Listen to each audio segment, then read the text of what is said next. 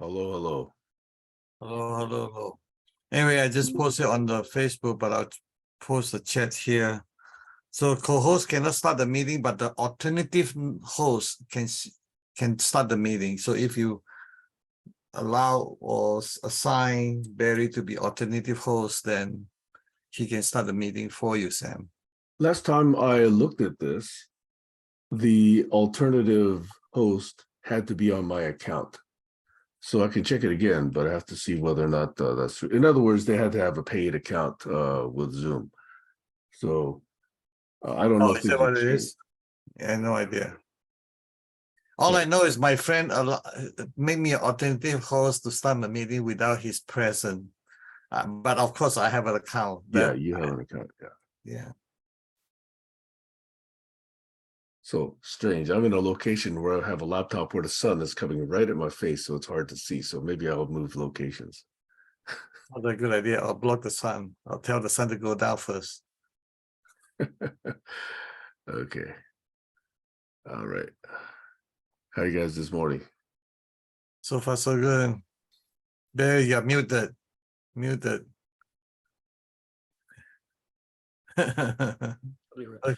Yeah, that's not an easy question to answer with one word. I guess discombobulated, vexed and perplexed, scratching my head, hoping against hope. Hey, Barry, that's a good, interesting question. Are you ever feeling like serene? Sometimes briefly, like for 5 seconds. Like What's that mean? Serene? Yeah. Oh, serene means copacetic. What's an everyday word for serene? I'll have to ask. I guess calm. Well, it's more than calm. It's highly satisfied. Like for example, you've been working really hard on a project. You've been sweating your balls off, and finally, yes, it works. Everything came out beautiful, and you have this fantastic feeling of success that lasts for about 5 seconds, then it subsides. And so, after I successfully solve a hard problem, I have this positive feeling briefly. Doesn't last all day. Okay. And then I'm off to the next, impossible problem to work on. So as you well know, I'm working on this impossible problem with the Sprout. And because of what you said yesterday, I made progress. I'm pretty sure now I know what the issue is. It's the video card, the built-in video chip. And now the question is how to get around it. Yeah. Without replacing the whole bloody system board. And here's the thing that I'm wondering. You recall that I had this little, well, you can't see, this little Dell laptop that had a very similar issue. Yeah. And I completely disassembled it, and I put the bare motherboard in the oven for at 10 minutes degrees, and it reflowed the solder. And I'm wondering if this NVIDIA chip in the Sprout has the same issue. Because if you saw that photo of it and you saw the front and the back of it, did you see how many contact points it has on the back side? A lot of pins, yeah. And so what happens, I think, is that all those solder connections, they get flaky. And if you reflow them like I did on this laptop, you could be back in business. So my suspicion is that in that era, that 2013, 14, 15 era, NVIDIA was making all their models very similar. Yes, they call it surface mount. Right, surface mount. And so it's very likely, more than 50% likely, that that's why I'm getting an error message. The only BIOS model that actually gives the beep codes is the very last one, the newest one. Right. The older ones will install blindly, with no video. They'll install and they don't beep, but they don't give you any video either. And so the question is, if the BIOS is installed, how can I get into the setup of it if I can't get into the setup to tell it, don't use the built-in video, use the main RAM video? Right. That's what you thought was the case on your original setup. Yeah. I never see this error message ever. So that's a fact number one. Fact number two is that I see so many of people out there had a similar problem, exact same problem actually. Exact same problem. Well, I know for a fact that the NVIDIA in this Dell laptop has a model number that's only 10 less. It's 735 and the one in the spot is 745. Okay. It's basically a very similar vintage. Yeah. And I mean, if I have to replace the motherboard, I have to take it out anyway, Right. which is a big job. I might as well cook it and see if that fixes it. Yeah. Sounds good. Yeah. So you have to take everything I apart. found you the motherboard for $99 and 99 cents in eBay. The point is that if I buy a new motherboard, Yeah, that's the problem. That's I like gotta yesterday. disassemble the whole bloody thing. No, it's not. That's not about that, Barry. The problem I have is that if you update the BIOS, you're gonna have the same problem again. Eventually, Yeah. because that's it's a what I'm saying, 10-year-old yeah. motherboard and it's got the same NVIDIA chip in it, Right. the same issue that the solder flow connections are erratic and flaky. Right. So Yeah. I might as well cook this one and see if I can fix it. Yeah, that would be the best I would say that's the best alternate path that's out The there. only other thing I can think of is if the BIOS file that you install already has the default settings, that's the Right. settings as part of the whole memory thingy. If Right. you can hack the BIOS file to Right. find the flags and somehow hack them and change some flags, Right. and then install the hack BIOS. Right. But the question is, who the hell would know how you could get into the BIOS file and find the exact hack to set the exact settings that needs to be? So Hey, there are chances two, are you two could- different things you talk about here. So the BIOS is like an E-square prom, right? So you burn the BIOS into the E-square prom of the BIOS, right? Yeah. And there's a system setting which is not in the E-square prom, it's in the, I don't know what RAM they're using, or static RAM or something. Maybe it's another E-square prom that you can reprogram it, but it's a different segment because they're not going to put the setting in the BIOS setup. So that's what I'm saying. Oh, Most likely you the think BIOS, you think it's stored in some other NVRAM? that's right. Okay, so now the question is, how do I get into the NVRAM if that's what it is? Right. Because, for example, on the old Sun and DEC machines, you Right. could hook up a serial console, That's right. and you could get into the serial console and diddle with the NVRAM. On these machines, this 20. No, HP have a tool for that, but it's not for public usage. It's for technician. So there is a way to get a serial console in theory. I'm not sure it's a serial or USB or something along the line that definitely because when I was doing hardware troubleshooting maybe 20 plus years ago, I know you can buy a device that plug into the motherboard through whatever interface there is. It may be serial, maybe USB. Oh, the console. So you think there is a console port? Yes. Somewhere on the motherboard that you can plug in some kind of a serial console. Yeah. For technician usage. Yeah. For troubleshooting. But there ought to be enough hackers out there. Yeah. Because this would be true for any all-in-one, not just a Sprout. That's right. So any HP all-in-one of that vintage, there should be some knowledge of how to hack into a serial console. Right. And how to tell the NVRAM whatever you want to tell it. Not how to tell, just changing that value. Anyway, Sam want to talk about something. You have some ideas, Sam? No. Just 2 points. Number one, it used to be that BIOSes were just delivered in binary, and you could just burn it into an EEPROM, like you said.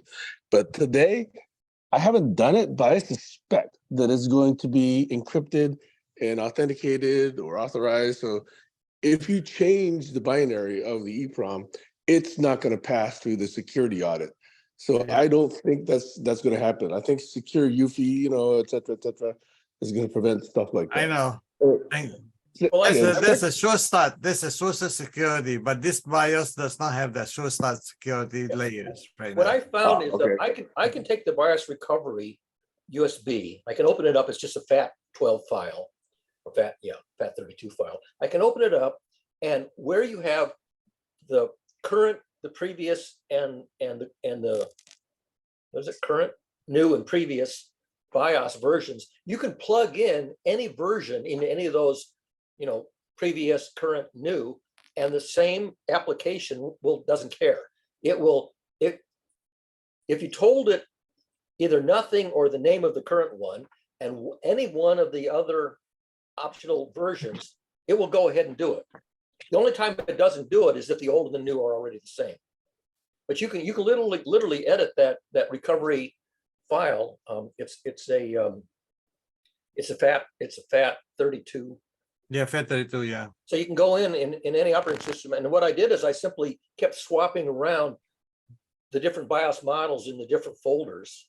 Yeah. Until I discovered that I could walk my way through the oldest ones to the latest ones, and the only one that would light up the screen was the A0.09. That's the newest one.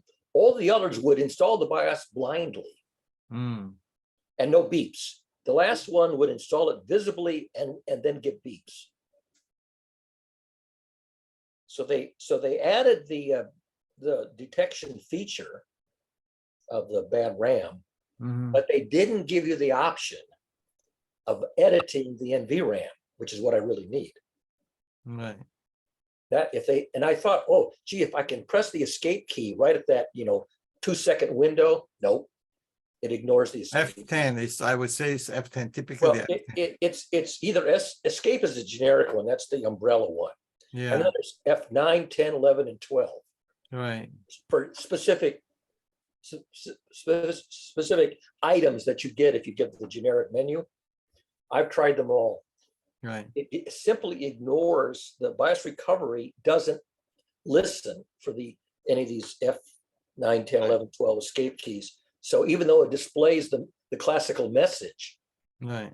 the classical message is inoperative in this mode. Right.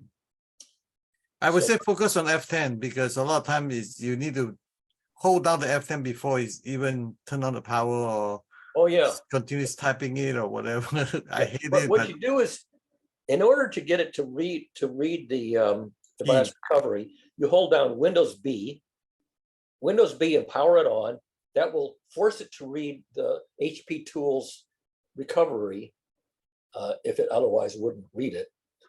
And then it starts up the application, the recovery application, and the recovery application will not turn on the video unless it's the A09 version. Mhm. All the others don't even tell you there's a problem with the video, and they just simply are black screen, even though they actually do install. That's good. They install and they don't beep, and you just get a black screen. And the question is, how can I either bypass the native video or native video RAM, or get some console, interface, or hack it somehow so I can and the answer is nobody seems to have ever figured that out or even attempted to figure it out. The one guy who solved the problem says, I gave up and bought a new motherboard. And that fixed it. Yeah. You probably spent more than $99 trying to fix this bug. But also, the second point I wanted to say is last time I was able to get into a boot was probably early 80s or sometime in that time frame. And it was an RS-232 Yep. serial connection, which Yes. in a hardware sense doesn't exist anymore. Well, I have all that stuff. The thing is that I used to do that on old Sun and Spark and DEC workstations of that vintage late 80s, early 90s. And if I didn't have a monitor or I didn't have a video monitor card, I could go into the serial port and do things at the serial level, at the firmware level, and either operate without a video monitor or do whatever I needed to do. So I was familiar with, getting into firmware by a serial port way back, in the 80s and 90s. Question is, and you couldn't even do it on early Macs. The early Macs also had the ability to do that. Yeah, except their serial connectors were smaller than the RS-232 serial connector. Oh yeah, the form Yeah, factor. they're not standard. Yeah, in fact, sometimes I use that funny DEC. It's not hard to say. DEC had one with an offset locking pin. The locking tab was to the side instead of in the middle.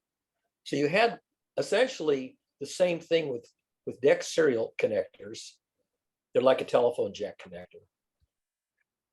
And you had to adapt them between RS-232 and the conventional one and the DEC offset one. I mastered all that. Question is, this 2010s era, what do you do?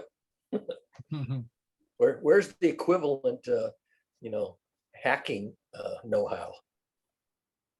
Well, you're supposed to be the expert, so go figure, right? That's the fun part of it. And for whatever reason, I don't have this issue at all. I use it off and on for about 3 to 5 years, I would say.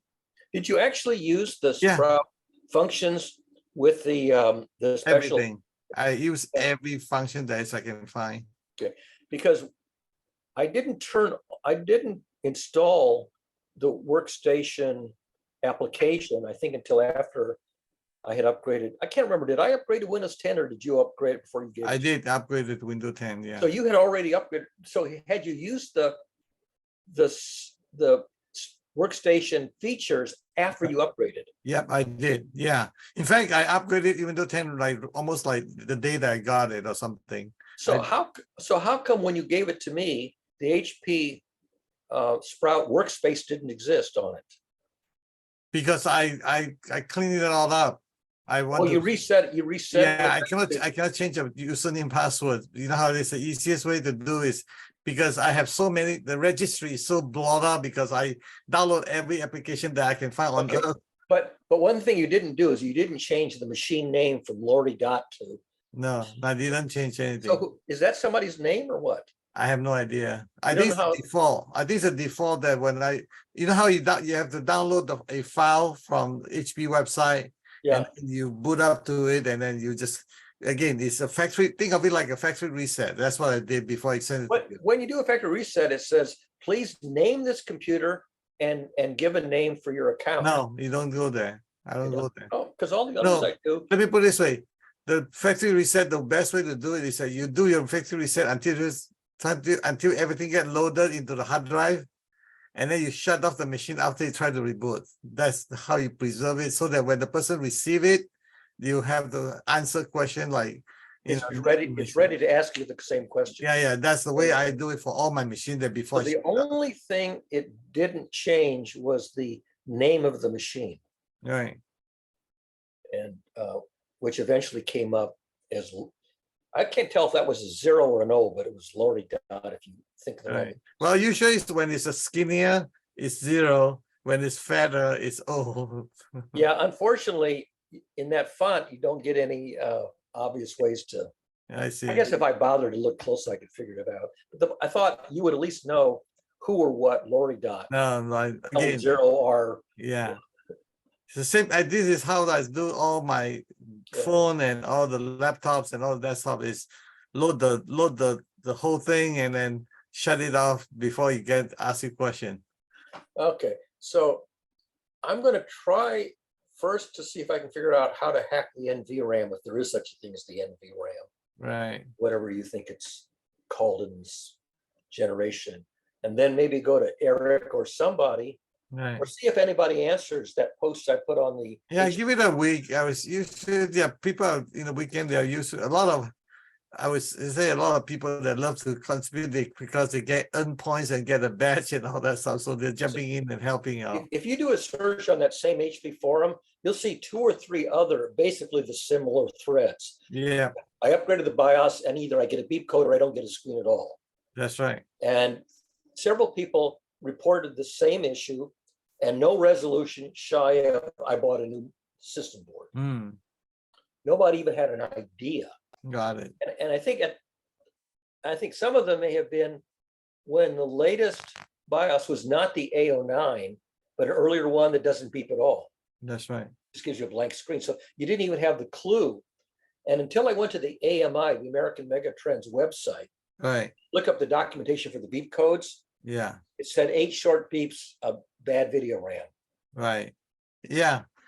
I have that before. Usually I replace the video card so that then the bypass the problem. But this one you cannot replace the video card. Yeah. I was hoping there's a chip you can take out or something like that. But I Well, guess, so the worst I can do, since it's not a socketed chip, right, it's a soldered chip.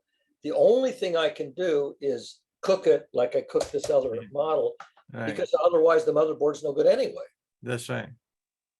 And the only thing I'm worried about is the RAM sockets have a plastic frame around them. Right, right. How hot can those plastic those sockets get to before they melt the plastic? I don't know. I mean, all the material has a manufacturer specification that tells you what can and cannot do. The only thing I would say that you can do is you can use a heat gun or a hair dryer to blow at that socket only without touching the other component of the motherboard. Yeah, and the thing is, I guess maybe I can find a heat gun at the fix-it shop. I have hair dryers. Hair including dryer. one- No, basically you need to have a thermometer to measure the air that's coming out, so that you can, again, you just apply the temperature to the spot instead Do of. they actually get that hot, 400 degrees hair dryer? If you leave it slow and turn up the heat all the way up and have a 2,000 watt. Unfortunately, my neighbor who asked me to fix her hair dryer, she says it only works on the low setting, not the hot setting. And I said, this can't be taken apart. I said, you can still use it on the low heat. She says, that's no good for me. So I Yeah. have this one, but it doesn't get really hot. It doesn't, the super hot setting doesn't work. Right. So the question is, at the fix-it shop, we do have a heat. We gun, have a heat gun. Yeah, that's a heat which gun. is used for shrink wrap. What it called the Shrink wrap. We use it to remove shipping label. The Yeah. best way to remove that is the heat gun, soften up the glue, and then the shipping label come right off. What I don't know is if they get to 400 degrees. You have to get to 300. Oh yeah, you can go to 400. Trust me, I know that. Okay. You can cook If it you anywhere. go to 400 degrees, then I can try blowing on it for 10 minutes Yeah, and then let it cool. Don't touch it. Let it I'm cool. pretty sure somewhere in MIT that you can go visit. It has the lab that someone has a heat gun doing whatever need to be Well, done. we have a heat gun. I mean, if I took the motherboard out and didn't do the oven method, I could Right. take it to the shop and try it with the heat gun there, but then I have to take it back home and put it back in. Yeah. I mean, look, it's an exercise that it's one data point for you. Speaking of data points, a friend of mine, I've known him for a few years. They live in an apartment and they decided to buy a vacant apartment in the same building and Oh, refurbish it. And so it's become a rental unit. So I guess this was a pretty old building because it had a brass chandelier, electric brass chandelier. It's about 100 years old. wow. And when they were repainting it, the electrician took it down for the repainting. And he says, I'm not going to put this back up. The wiring is too old and frayed. Yeah. So so this friend of mine says, Barry, can you put in new wiring on this old chandelier? I said, bring it over. I'll see what I can do. Well, it was in terrible shape. So I had to completely disassemble it. You know how I polished the brass? Ketchup. Polished brass, you need a mix of citric acid and vinegar. Wow. Ketchup. If you don't want to go out and buy citric acid and vinegar, you can just use ketchup, and it worked. So, Yeah. but then I had to order, the special kind of fancy And gold braided cable, Yeah. and so I probably spent 20 hours on it over a period of 3 weeks. So he came to pick it up yesterday, and he says, I want to make a donation. I said, you mean to the fix-it shop? Because this was not a fix-it shop job, as I did. He says, yeah, I'll make a donation to the fix-it shop. He gave me a check for $500. Yeah, nice. Now you got money to buy the motherboard. Well, no, it's not my money. The check is made out to the Lexington Community Center. Oh, I see. Okay. So my labor is I don't get any money for my labor. Okay, got it. But I'm going to bring in this check and say, this was a job that I did on my own at home, not a fix-it, but the guy wanted to make a donation to fix-it shop. Usually the donations are between $3 to $20. I see. This guy gives me a $500 check. He says, this is an antique chandelier. Yeah. And he's refurbishing, this apartment. He probably spent, a few $100,000 to buy this vacant apartment and completely refurbish it. Did you document all this on a video that you can post it on YouTube so people can learn from you? Well, when I sent him email, I gave him photographs of how I polished up the parts that I had disassembled, and then a photograph of it reassembled with the lights on and off. Yeah. But I didn't take any videos. I just Yeah, took. you could have done that, because I would encourage you to do that next time. You will, because those will be only put it this way. There's other people would appreciate what you can help them to figure this out, just like you try to figure out the motherboard Yeah, situation. it never occurred to me to take a video. The thing was, is when I disassembled it so I could clean all the parts. So you have this column with all these different parts stacked up like a totem pole. Right. I didn't take a photograph of it. So when I reassembled it, it was a jigsaw puzzle. I had to figure out what order and which was right side up. It Right. took me probably an hour just to figure out the sequence to reassemble the parts from the bottom to the top. Right. And that would have been less if I had taken a photograph before I Well, the disassembled. key really is that a lot of time people can get troubleshoot about 80 to 90% of the problem, and Yeah. then they cannot break through the last 10% or 20%. I And had a with your couple of knowledge, spots. you have the ability to break through the 10 or 20%, and that's valuable.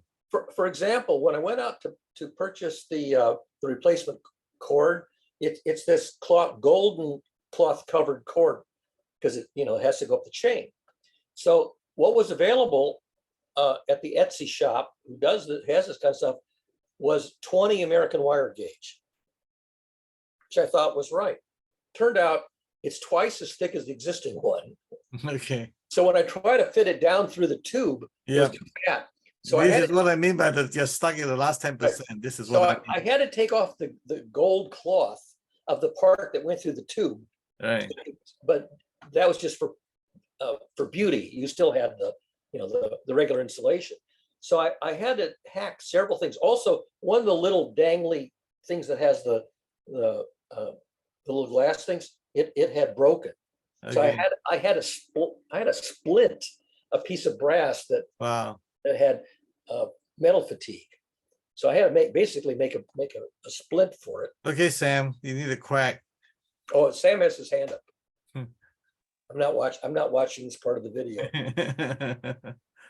Well, that I was thinking about that because I have noticed over the last several weeks, these videos seem to be accumulating around 30 views. And so I was curious about that because a year or two ago, it was only about, I don't know, 6 to a dozen. So I wanted to make sure that we're on topic for people that want to watch this later on, or they would have to have a little index where we say, okay, here's where we start talking about, I don't know, sex or whatever. Okay, then everybody will click on that. Have you been reading the comments below the videos on YouTube? There are 30 comments on one of the recent ones and probably about 18 on another one. So somebody named S. Kreutzer, you recognize the name? That's Stefan Kreutzer, yes. He's actually been following GCC now for probably at least 5 or 6 years. Okay, it turns out that he's on CSC Mattermost with the same name. And I got some messages from him on CSC Mattermost. And then I discovered that he had put expanded versions of those messages on the YouTube comments. But yeah, he was basically filling me on some of the backstory. But I don't think there's anything he said to me privately that he didn't also put in comments. Right. Well, okay, so this is again a little off topic. One of the things I do notice, and this maybe sounds like criticism, but when I hear you two talk, like when I actually raised my hand, I was going to bring up, let's say, 2 points. After I made 1 point, I think Barry, you actually responded immediately to that one.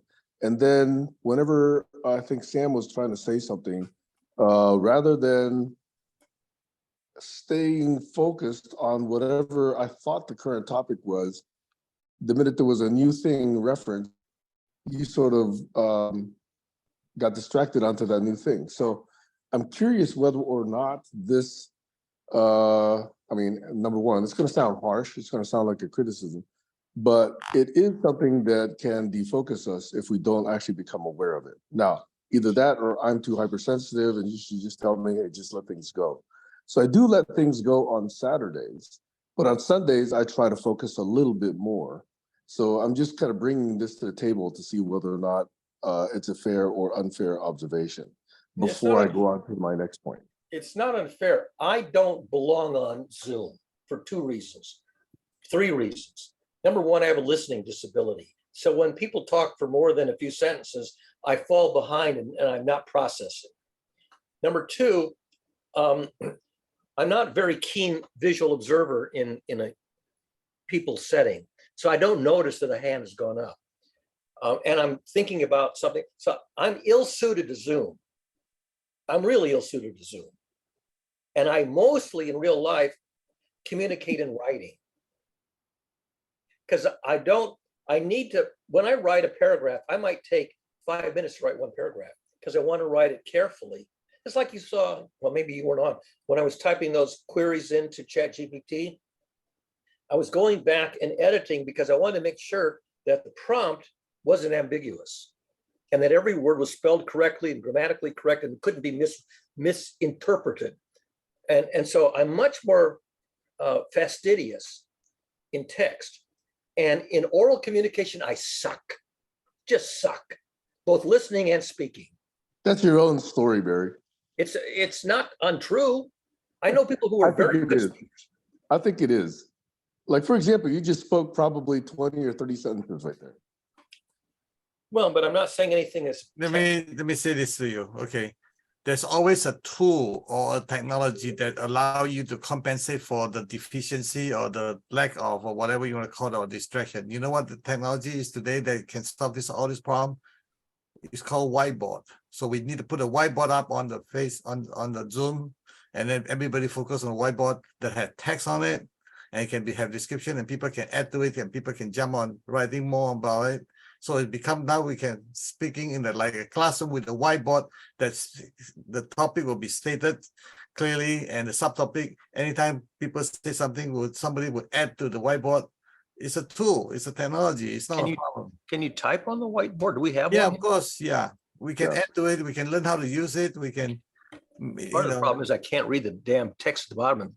The font is so damn small for my terrible vision. Where the hell is Sam, it? you actually raised an excellent point. Whiteboards, outlines, mind maps, regular notepads, anything that's shareable, that's text, Google Docs, etc. We actually tried those very, very early, even before you got here. And some of the early members, and I'm recalling history here, were saying, hey, they'd rather see people's faces, focused rather than some separate artifact. And so I think we kind of lost the focus on the shared memory of things, but you have absolutely the right point. I strongly believe that we could benefit quite a bit from utilizing that. So I will start doing that more and more. Like I would say anything that's shareable and concurrently editable by every participant would be useful, whether it's an outline, whether it's a whiteboard, whether it's a text document, whether it's, just anything that you can draw on, anything. Yeah. I think. Yeah. Again, it's just you have to figure out under what are the parameters that we need to focus on, what are the tools that we need to compensate for that and all that stuff. So it's all solvable problems. So before I go no further, I want to go back to one point that you talked about. I'm waiting for a tool or a macro, a custom program, if I need to get my programmer to do it or whatever, that can go through thousands of YouTube video and then comb through all the transcript or whatever you call that caption, and then from there do a summary on it, and then you can call it, so you can index it, you can searchable and all that stuff, so that thousands of video will take you a second to look for a word that you're looking for, like sex or whatever that you're looking for. That until that tool exists, don't bother to do it manually because it's never worth your time. Correct. I can't find whiteboard at the bottom. Where is it? Let me double check this. On the bottom right, and then all you need to do is scroll all the way to the right hand side. Where it says the apps?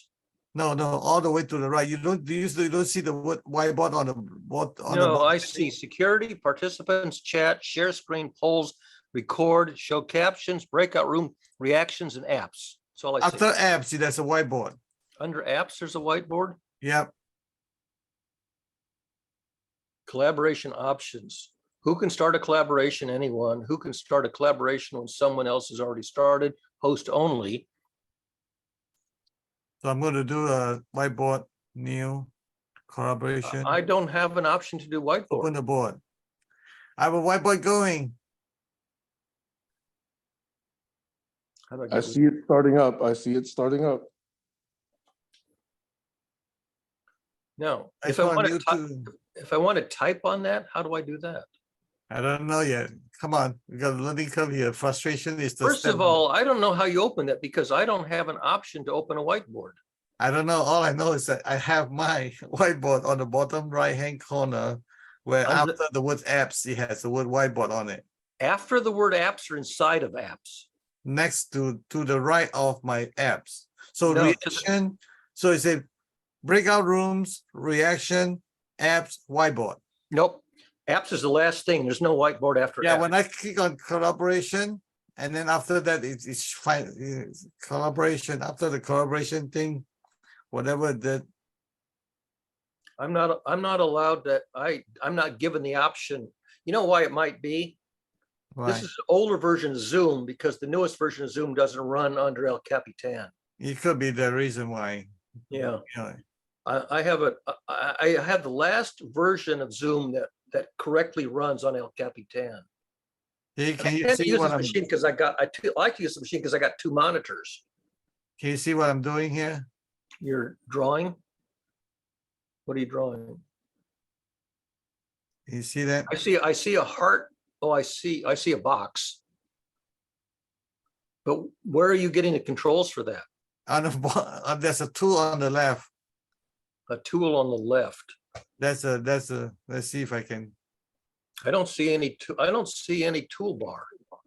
Okay, let me see if I can capture that and send it to. I think maybe because my version of Zoom doesn't support this yeah, functionality. most likely.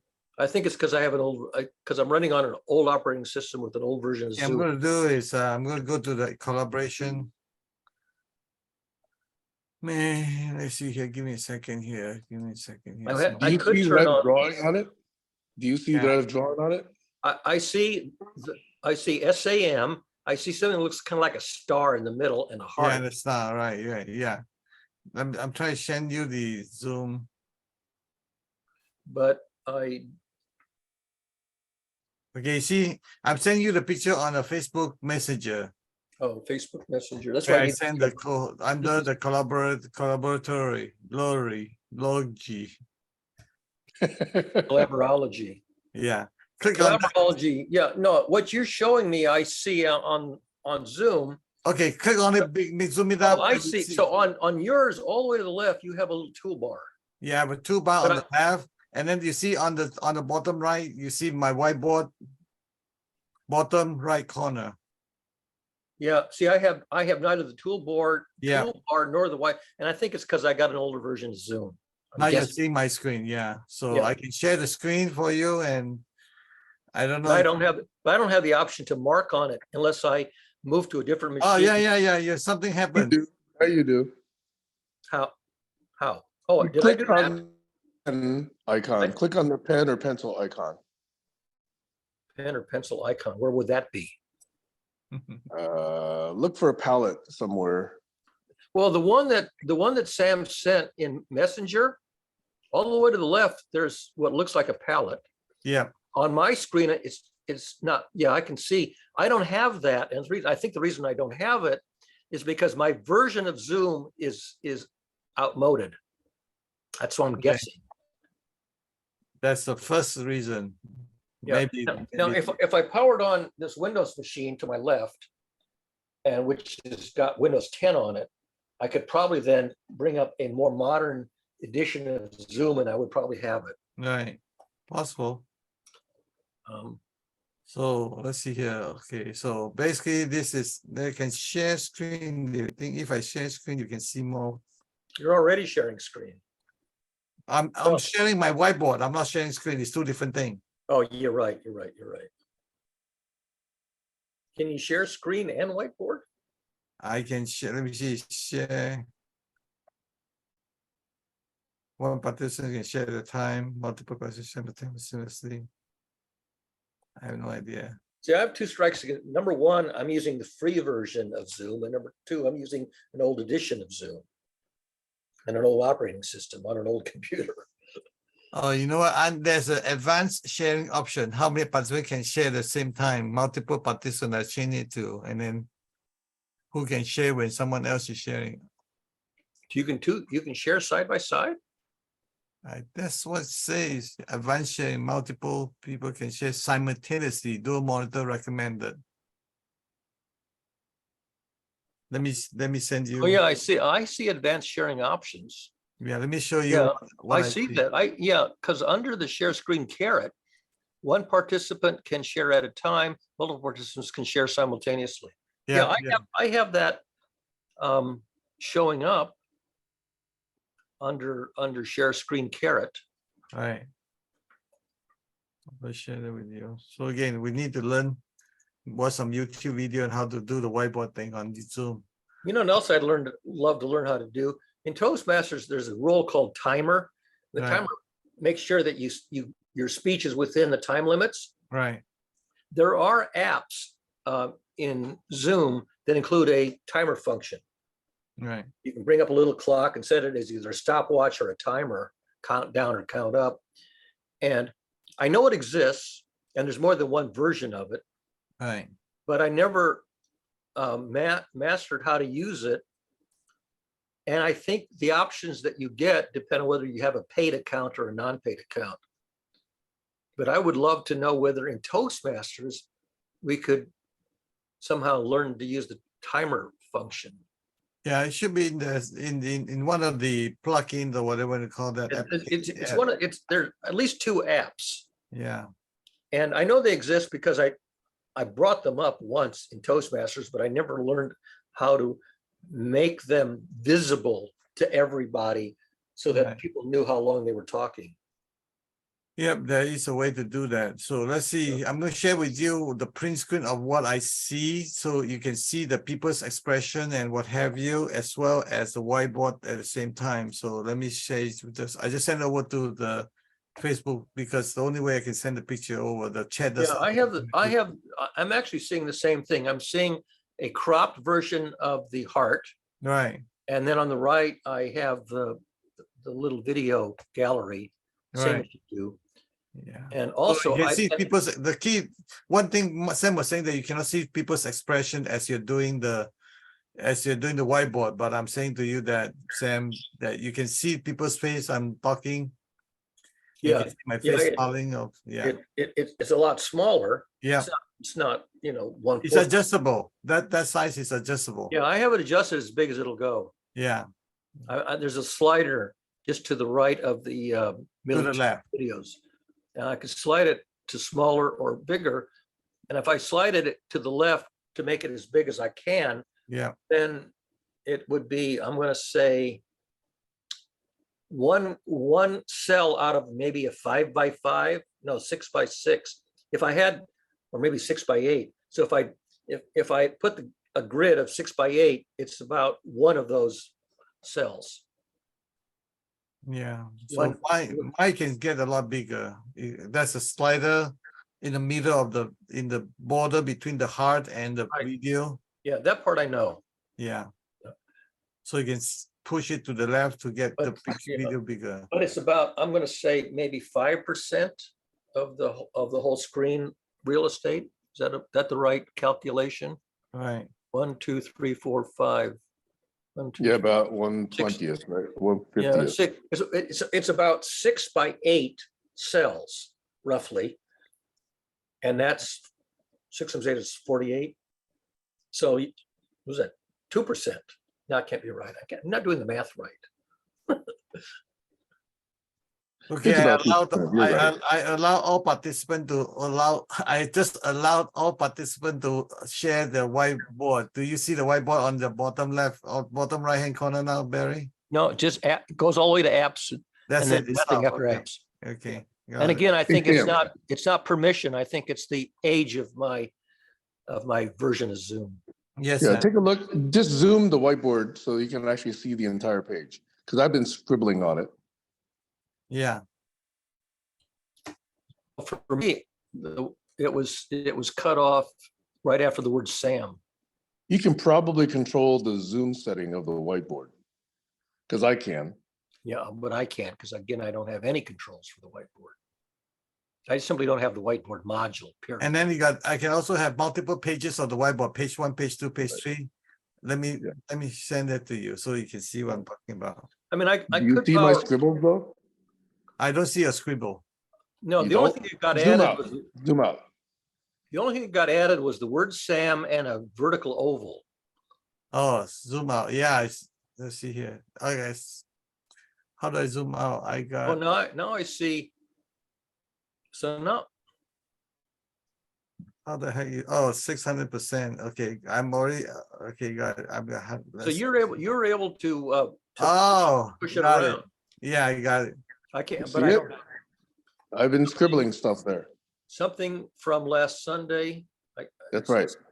Yeah, My rant from last Yeah, Sunday. yeah, Hi, this yeah. is. And there's a scribble or something. yeah, that's cool. Oh, I see. So that heart was tiny. Yeah, Yeah. that's tiny. Yeah, Oh, I see. The oval was the word, was part of the letter D. right. Okay. So Yeah, we can see, I type don't on have- it, we can scribble on it, we can draw a piece, the shape of the certain subject on it or what have you. We can have multiple pages. You see it on the bottom right-hand corner, you can have page 1. We're on page 1 right now. Yeah, I don't get any of that.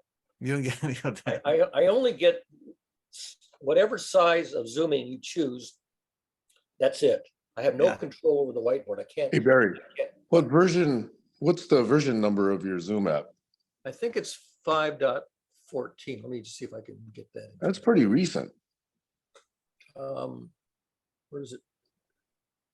Let's see. That's pretty recent. I have to remember how to find out. You go on the bottom right-hand, just go to the, you have to go to the Zoom app, not you have to, Zoom is, yeah, I got to get out of full screen. That's why. right, yeah, that's right.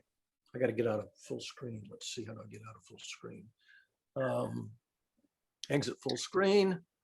Yeah, Then I can go to the Zoom yeah, go Zoom app. preferences. Yeah, no preferences. Under, you could click on the top right with your picture on it or with your cartoon on it. Click on that and then go about help and about Zoom. Mine is 5.15.2. 5.15.2, okay. Right. And it has a 18096 on it. Go to my picture. Yeah, click on it and then go to Go to what, settings? help. Help. About Zoom. Yep, that's what you want. 5.14.7. Yeah, that's It's all. still pretty recent. That was Yeah. the last version that I could get to run on this edition of the operating system. It doesn't have the whiteboard, Sam. You know, but I had to, because it did an automatic upgrade, and the upgrade tries to launch and falls Yeah, yeah. because it doesn't like the underlying operating system. I agree, Phil, could be several reasons. One of them could be not enough storage space, like the hard drive space.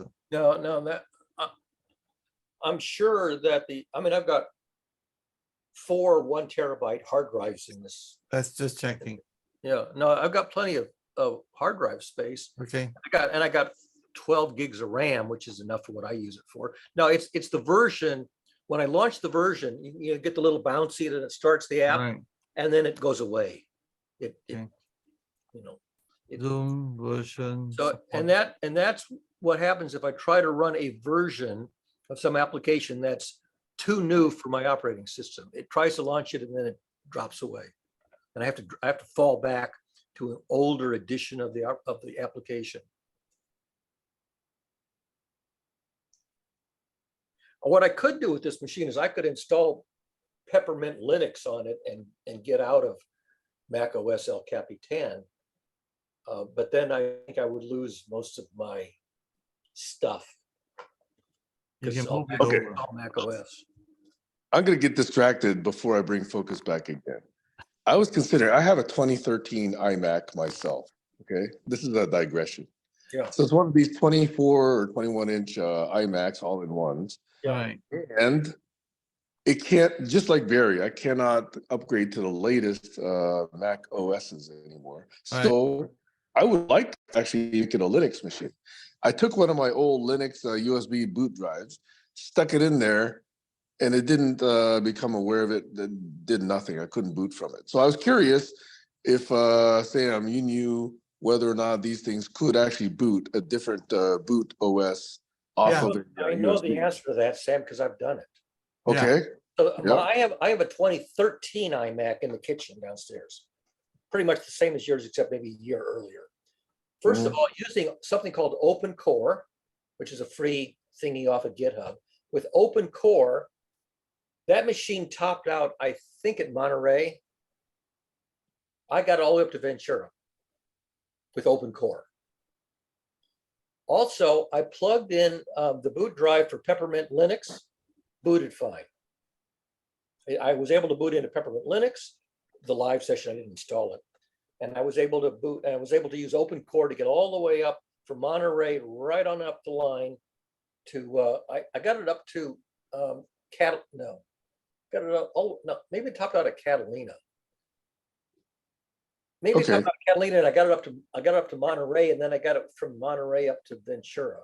I think that's the sequence.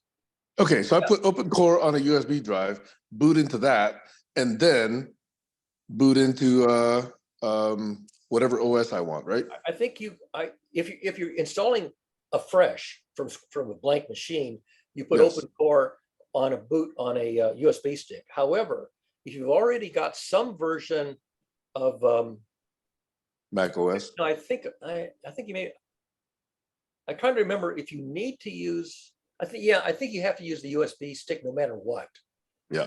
I think the very first time that I wanted to install the update beyond Catalina or whatever it was, I had to create an Open Core boot stick with the installer on the USB stick. So you install Open Core, then Open Core sucks down whichever version of macOS you want, puts that on the USB stick, and then you boot that, and it will update the existing OS version to whatever you have on the thing. And after that, you can do incremental updates without the USB stick anymore.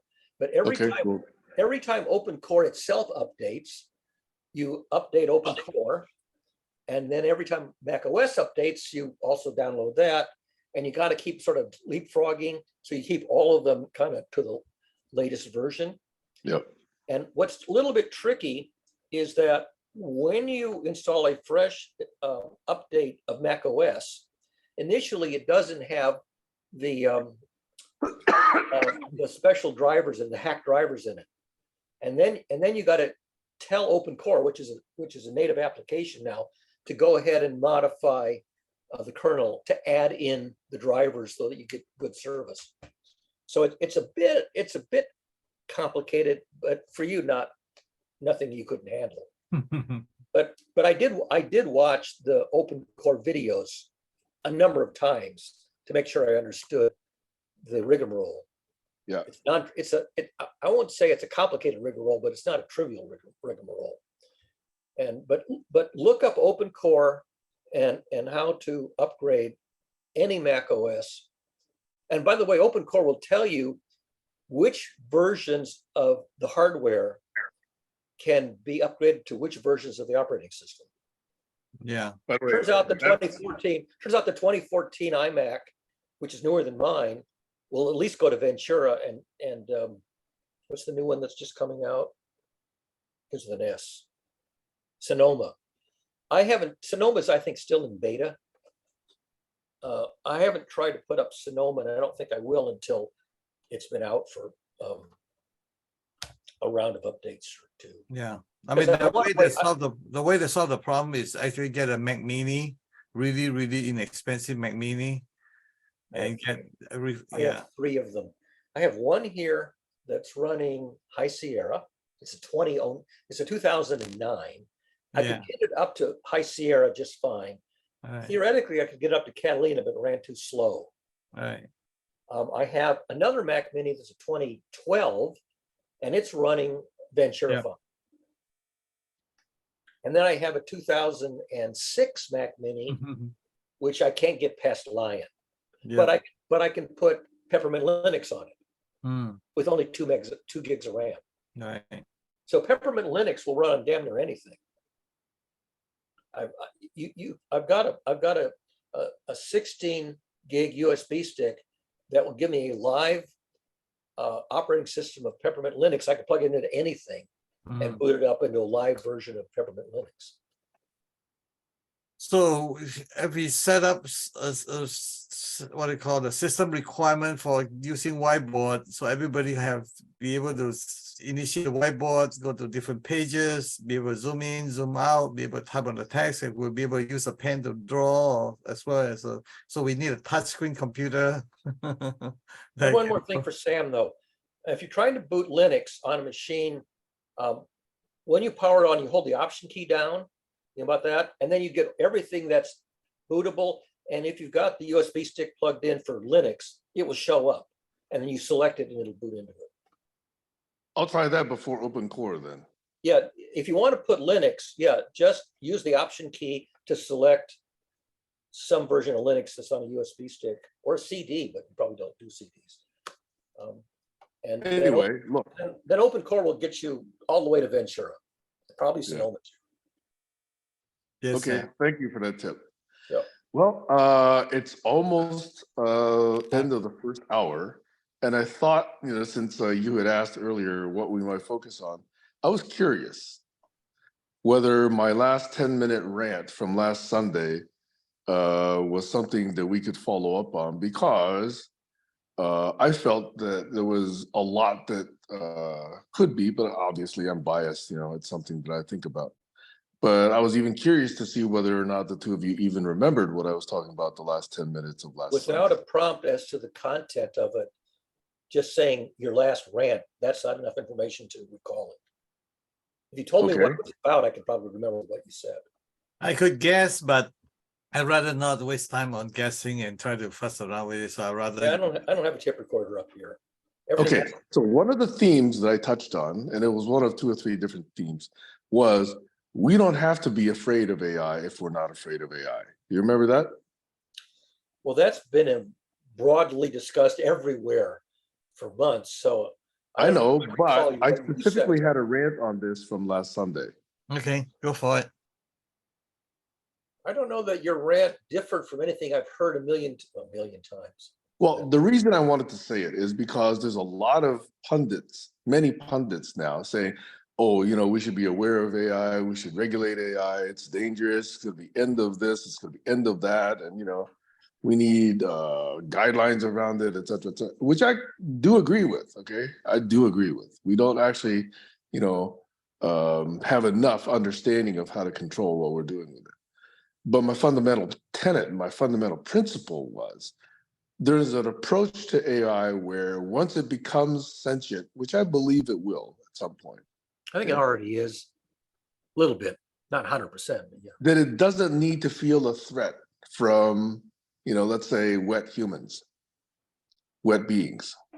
I actually have a better enlightenment from AI. You know what I thought about AI on a Tuesday morning when I walked away from my car parking in the office parking lot? It was AI is actually a parrot. Think about it, technically speaking.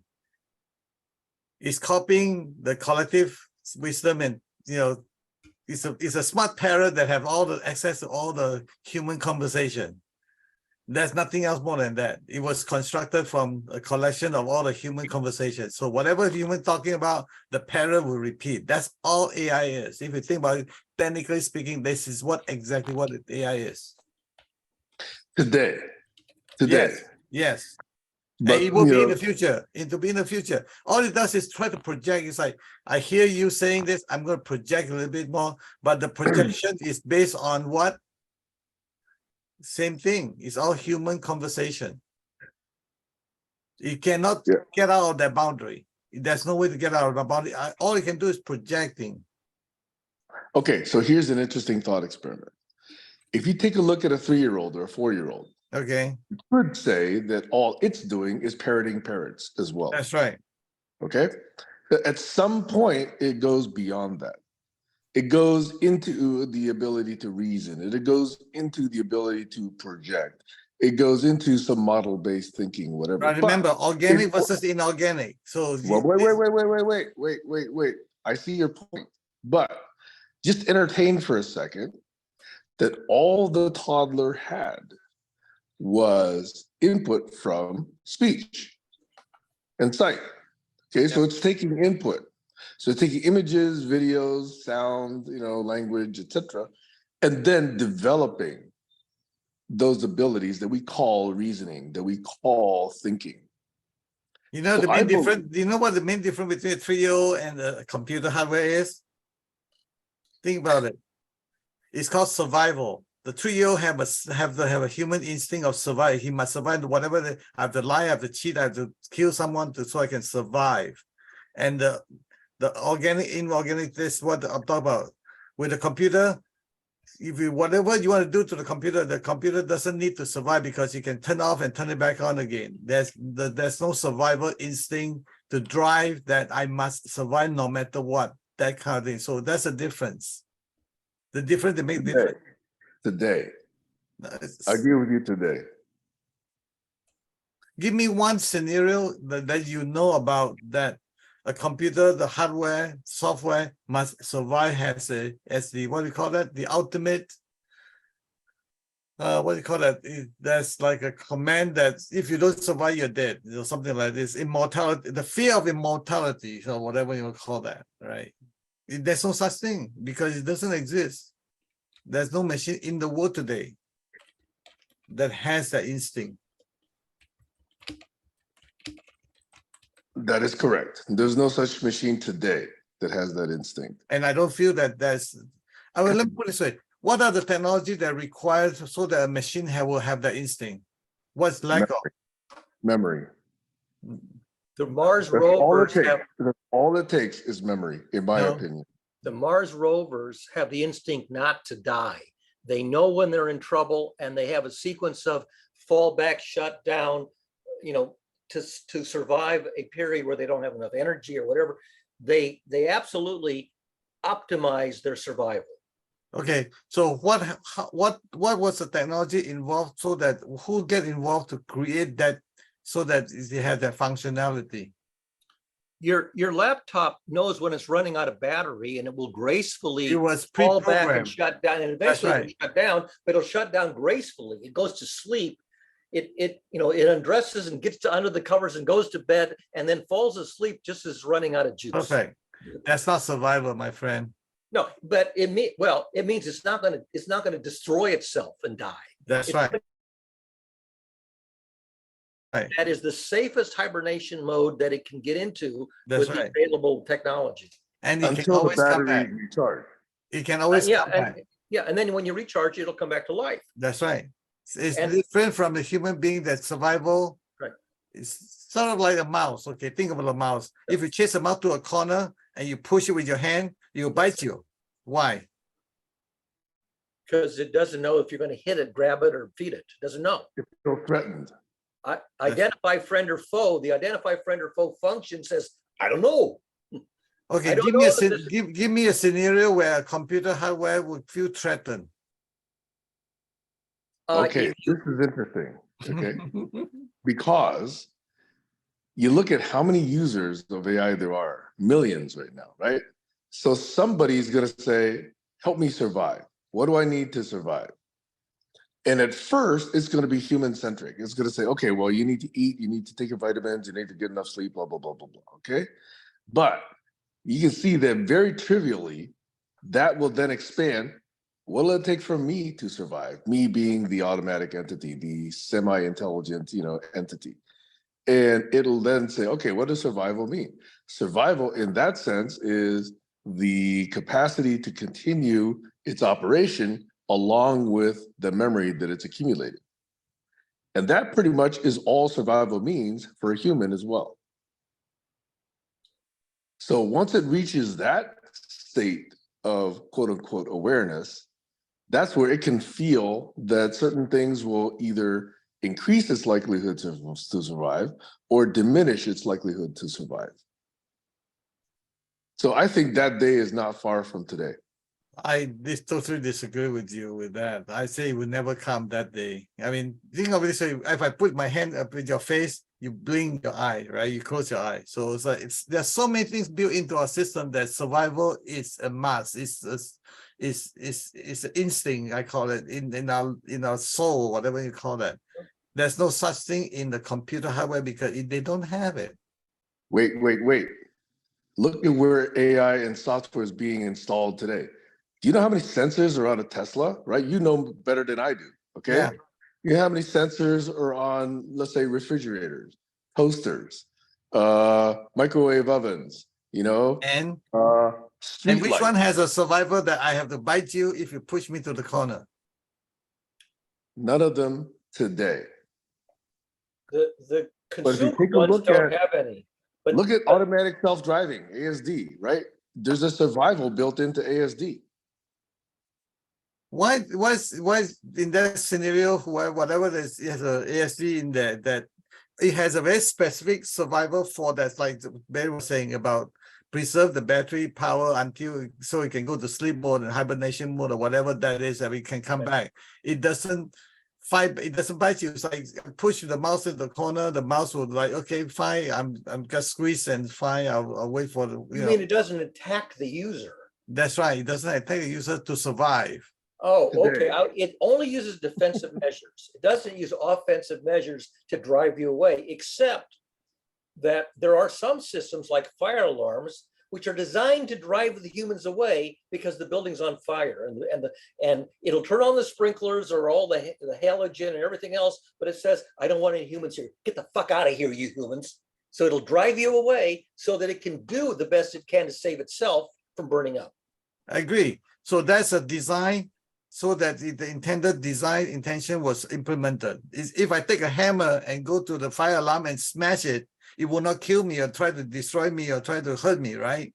It's not, because it doesn't have a video Okay. to say that you're there with a sledgehammer. That's my point. That's It exactly my could. point. I mean, at some point, if you got a middle school where kids keep hitting this fire alarm, they're going to put in a camera, on the ceiling aimed at the fire alarm to find out. And the security cameras already see it.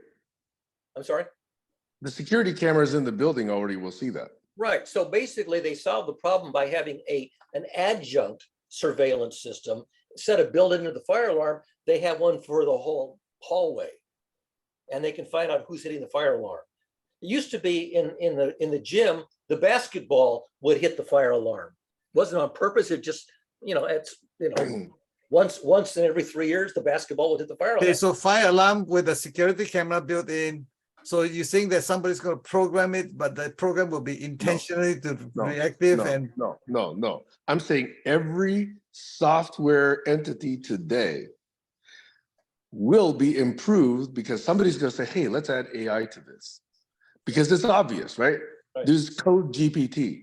There's AI that generates images. There's AI that generates, wedding schedules. There's AI that generates all kinds of things, right?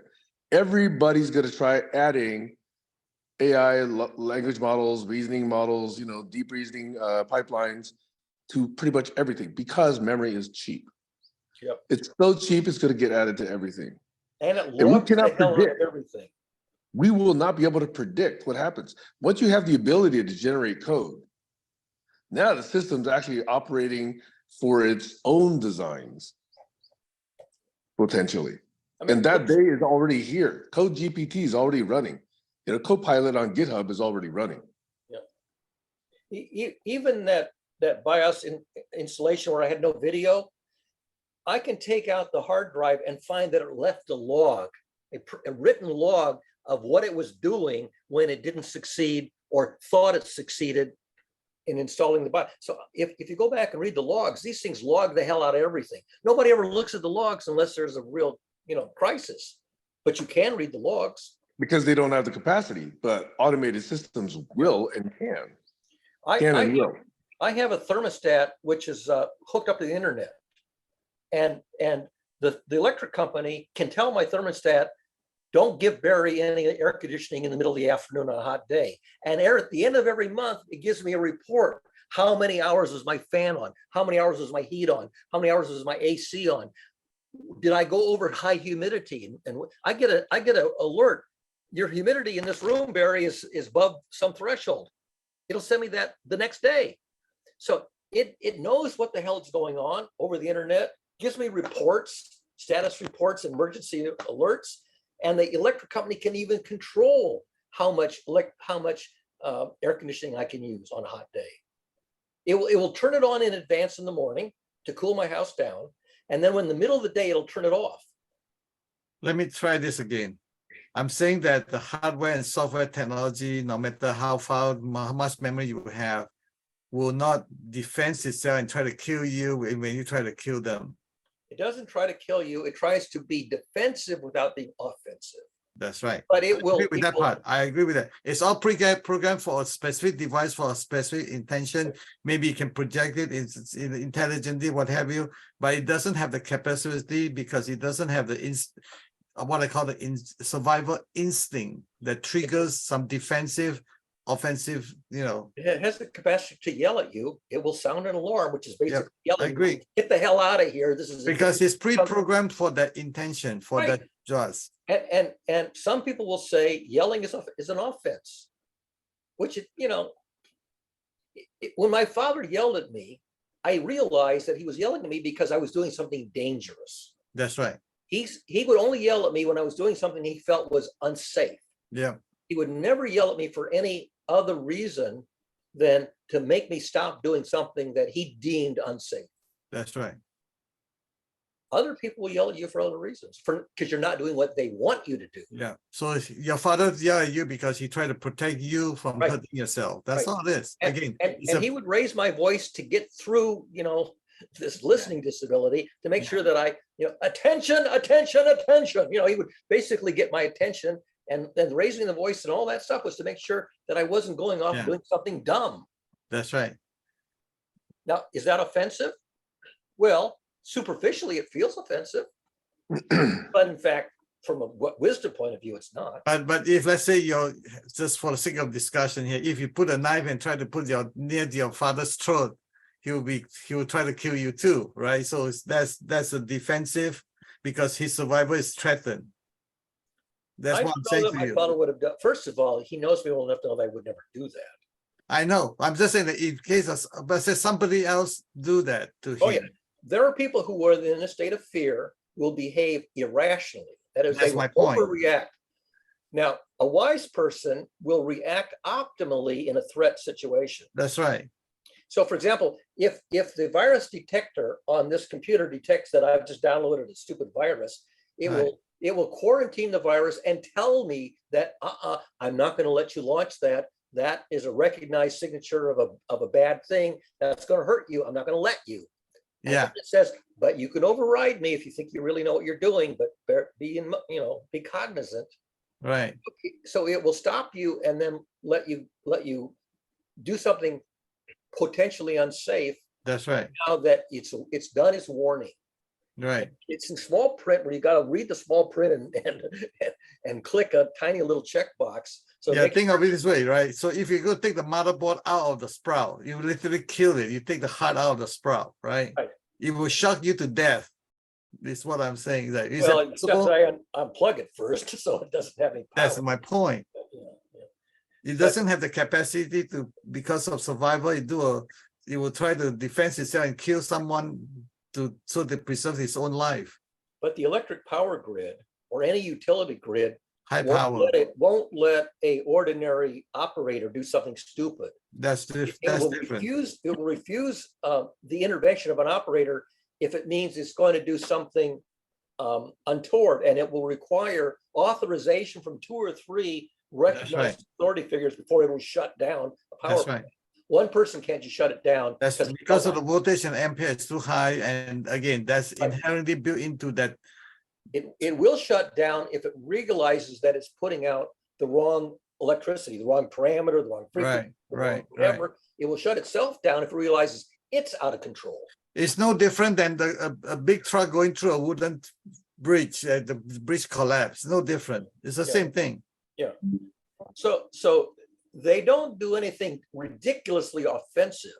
That's my point. Things which are sensibly defensive and modestly offensive if they want to drive you away from doing something stupid.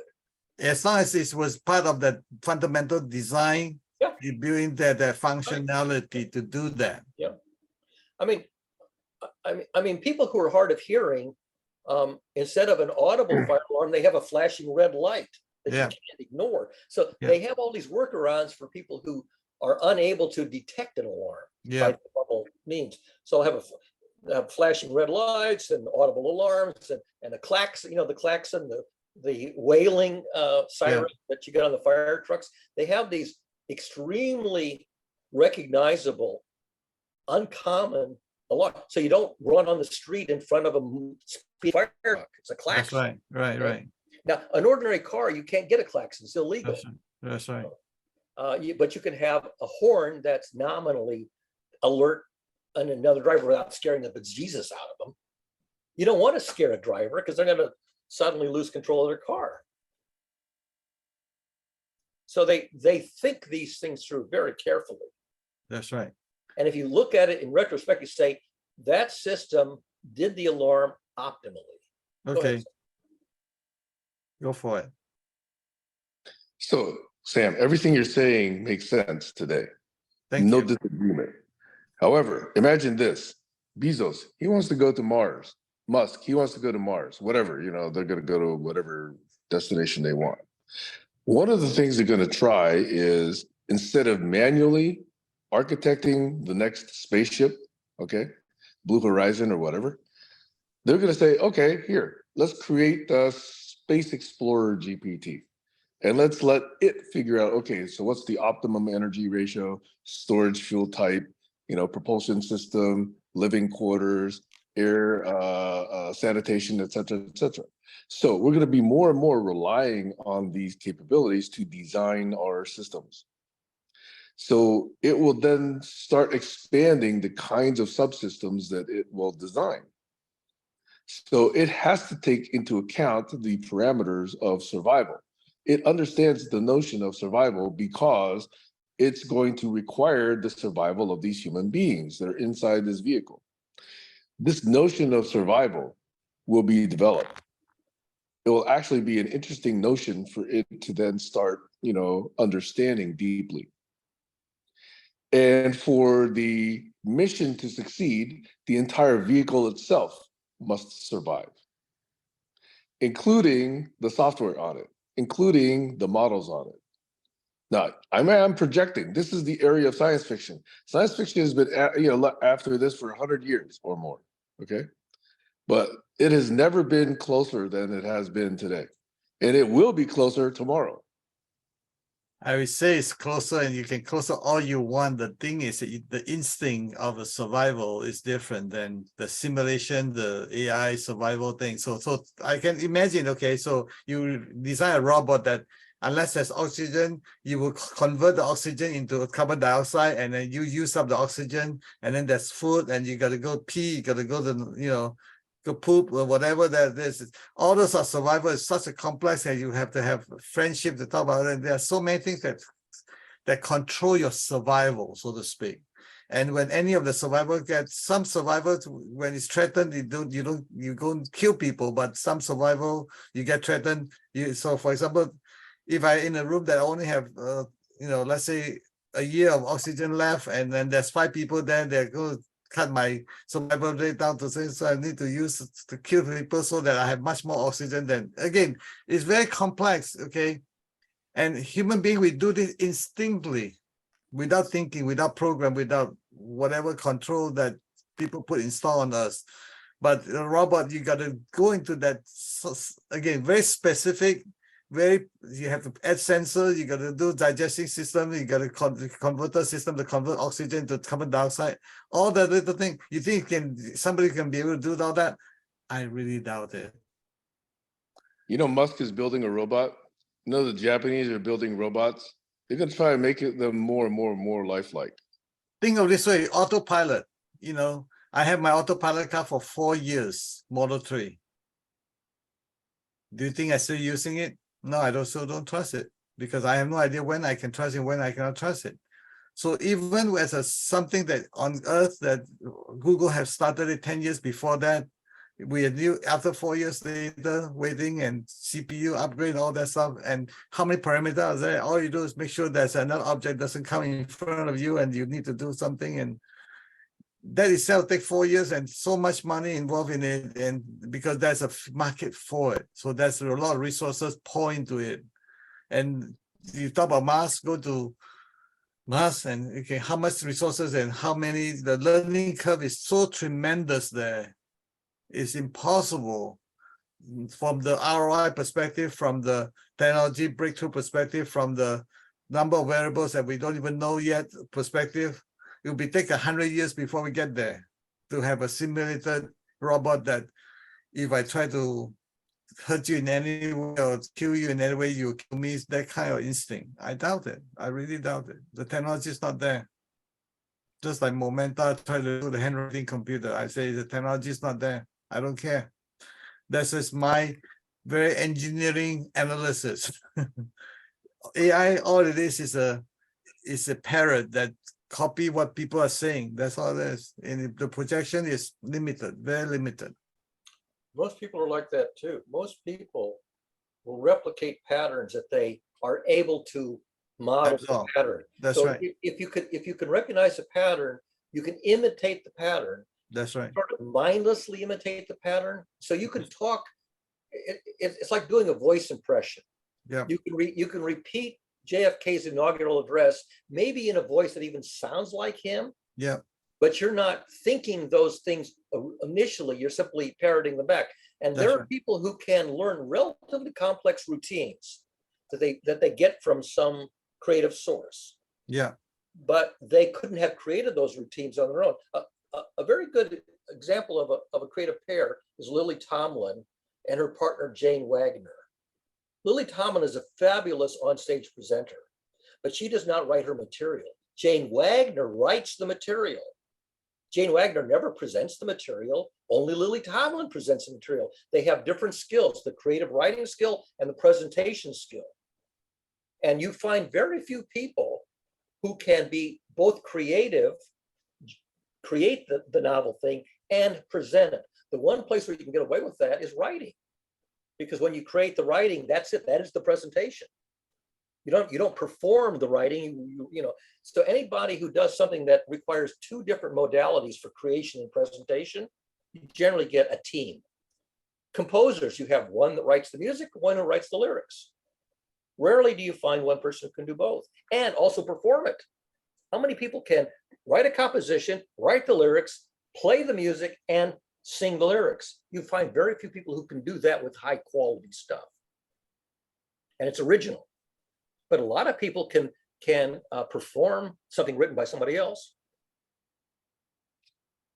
See, from that perspective, the people that copy other people, that's just what I mean by use the word parrot. So you can copy someone's auditorily, you can copy somebody's, you know, physically, kinesthetically, you can copy somebody through the action, intention, whatever it is. There are many things you can copy, but you don't, you know, when somebody kills somebody, you copy them. So it's like, what do you call that? The cut killer videos, people doing that, and they copy that thing. You will be able to copy that. That's why I use the word parrot for a specific reason. People will copy, but the cut killer will copy that, the action of that, the action, right? So the key really here is about, and the artificial intelligence will not create a video game that will be a cut killer and execute in the way that the human being will do. Again, the difference that makes the difference is the instinctively survival mode take over. Yeah. And then that trigger is really important because we, like I say, if I put my hand in front of your face, you blink your eye because that's a reaction built into our DNA, you know. Another good example is breakdancing. The adolescents, I think maybe in Manhattan or somewhere, invented this kind of dancing called breakdancing. You know, they get down and they are on the floor and they're going around in circles. And so somebody invented breakdancing, and very shortly, lots of kids could do breakdancing and do innovative moves within the scope of breakdancing. One person comes up with it. And then that Korean song Gangnam Style, or whatever it's called, One guy does this silly dance with the looks like he's galloping on a horse, and suddenly everybody can do it. Okay, it's real easy to copy something that you can see. What you can't see is thinking. Yep. It's very hard to copy thinking because you've got to write the thinking down in some kind of a language like mathematics or philosophy, where you can reveal the step-by-step elements of a rational thinking process. And very few people can learn to think in the style of Douglas Hofstadter or Socrates or Newton or Einstein. Even when they write down in very detailed mathematics the details of their thinking, things that you can see or hear, it's much easier to copy. If you can't see it or hear it, if it's abstract, it's much harder for people to pick it up and replicate it. But if somebody recites the Gettysburg Address, practically anybody can learn to recite the Gettysburg Address, even though they could have created it. So there's a lot of copycat crime that get committed. Yeah, But absolutely. there's a lot of prejudice, copying somebody else's book and making your own authors. There's a Right. Going into copy. school and shooting people up, going into theater, shooting people That's right. up, All going that to church, copycat shooting crime. people up. Like you say, you cannot copy things that you cannot see, you cannot feel, you cannot objectify or whatever you call that, right? So my perspective is that, again, you cannot copy some human being's instinct into Right. hardware, software implementations. When I disassemble this laptop all the way down to the bare parts and bake the motherboard, I'm copying one person who did that on video. That's right. Almost nobody would ever attempt to copy that skill. That's right. And the reason he can do that is because he's truly understand about the solder flow and the temperature and the timing and all that stuff. And he have successfully implemented it and he proved it to them and he shared it with you. And he said 390 degrees for 10 minutes. Yeah. And by the way, take all these parts off that are going to get damaged in the heat. So you're down to nothing that's going to get damaged. So he goes through every little, tiny little detail of disassembly and the parameters for cooking it, and then the reassembly. And I go, I'd be surprised if there's more than a dozen people on the planet who would actually do that. That's right. He had So see how complicated it is and how intelligent for that person in order to do that. He have very specific things, very specific items, right? And it works for a very specific reason, right? How do you copy somebody instinctive survival, the need to survival, and it will react irrationally to preserve their life? There was a movie with what's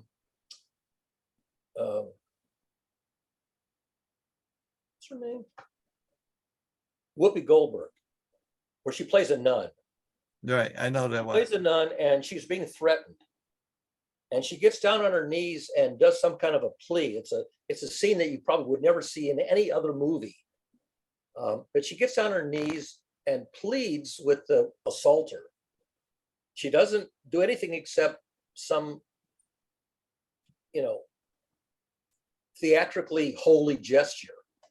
And I don't know if you know what scene I'm talking about, seen the movie. I don't remember seeing, but I remember the movie. I saw the movie, but I remember. And I remember watching that thing. I go, holy schmoly, would that actually work? Because anybody could do that. Yeah. Anybody could enact that practice that Whoopi Goldberg enacted in that scene. And she didn't do anything violent. She didn't do anything defensive. That's right.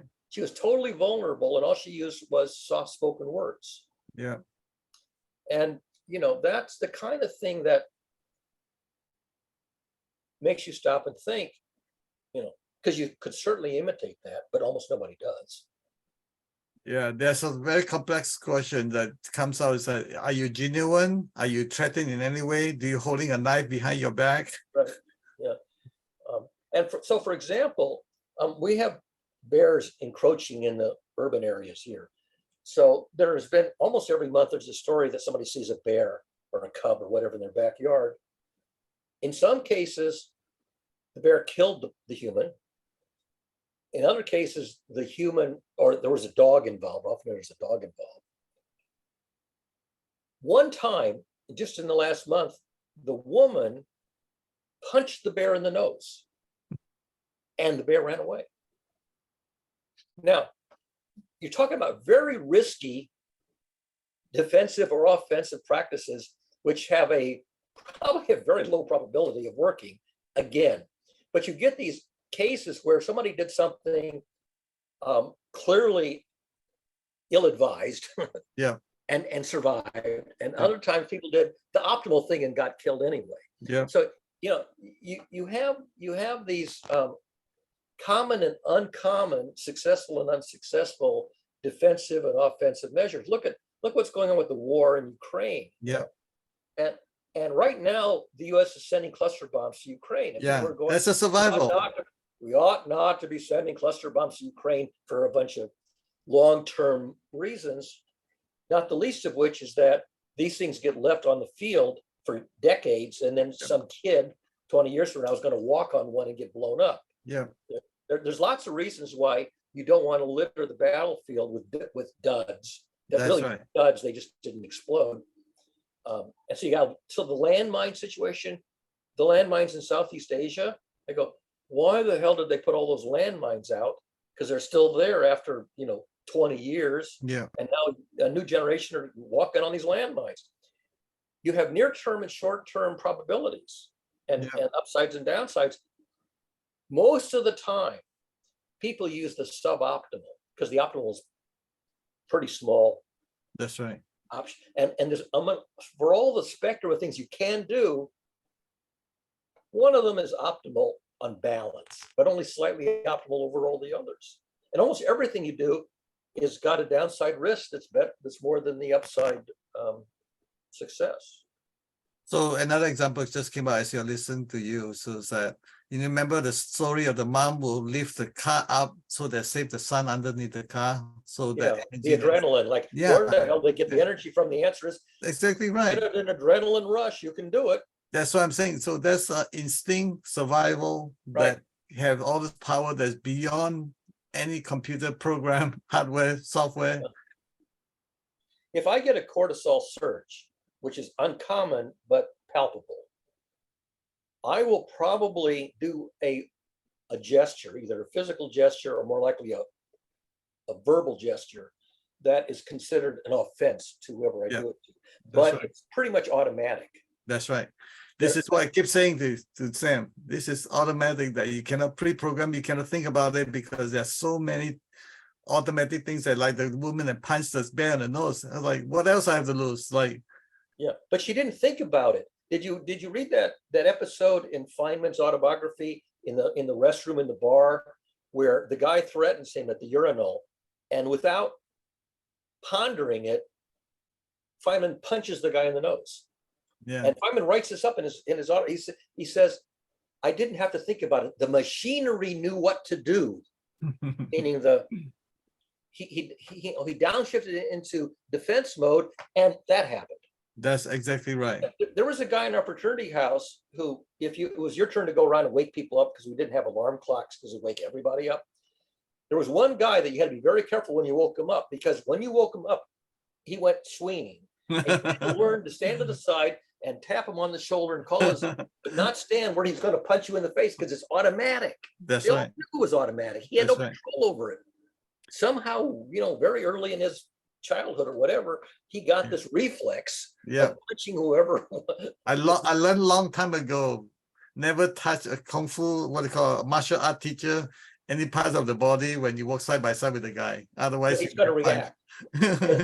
He has a habitual reaction that he doesn't have muscle memory. muscle memory, right? Yeah, And the cerebellum basically gets triggered, and the cerebellum says, "Oh, I have a routine for this." that's right. Like walking, you don't have to think of every step. That's your survival muscle automatic response that Your- doesn't have to think about it. Your cerebellum has what amounts to a delay line in it, and at every step along the delay line, it triggers the next muscle in sequence. That's right. So it says, in order to hit the tennis ball, I got to do that sequence. That's right. And so the cerebellum records the sequence with the delay line, Yeah, and once it gets triggered, it's going to happen. that's right. The machinery has been programmed That's right. by habitual training to do that routine That's when the right. ball is coming this way. That's right. And I it's mean, for all the sports. It's for Right. football player, for tennis player. you have to think about it. You can't do it. That's right. You have to practice. Again, It's like jumping rope. Jumping rope, you practice, Yeah. 1 time, 2 times, 3 times, learn to pick up your feet just right. And after you've practiced it for a week, it's automatic. That's And exactly. now you can't do it wrong. That's right. But you're not thinking, you've hardwired the delay line of the cerebellum. And that's just what I mean by it would take at least another 100 years before the hardware, software, enough memory to be able to pre-program this instinct, survival, defense mechanism. It's an adaptive mechanism that works for living systems. Yep. Okay. That's what I mean by organic, inorganic. Right. If you take somebody out of the culture they were raised in and put them into a foreign culture, they're going to bring with them all these automatic behaviors which don't work in a different culture. That's right. And And that's because why it's pre-programmed in that Yeah. environment number one. it's That's right. habitual practices which are hardwired or firmware, I guess you call That's it. right. Yeah. So you wire up this firmware, which is very hard to melt and rewrite. That's right. It's the same thing as my essence. I cannot get rid of Right. it until, maybe a few more years, maybe I can get rid of my essence. I had a guy working for me who was Korean, and he was very hard to understand. And I used to think it was his accent. But then I realized, no, it's not his accent. He has a speech impediment. And I finally said to him, the reason you're hard to understand is not because of a Korean accent, it's because you have a speech impediment, which is independent of your accent. That's And right. then he went and he found a speech coach who could help him get past his speech impediment. But he didn't realize that the people couldn't understand him because of his accent. He didn't realize he had a speech impediment. Tom Brokaw, the newscaster, had a speech impediment.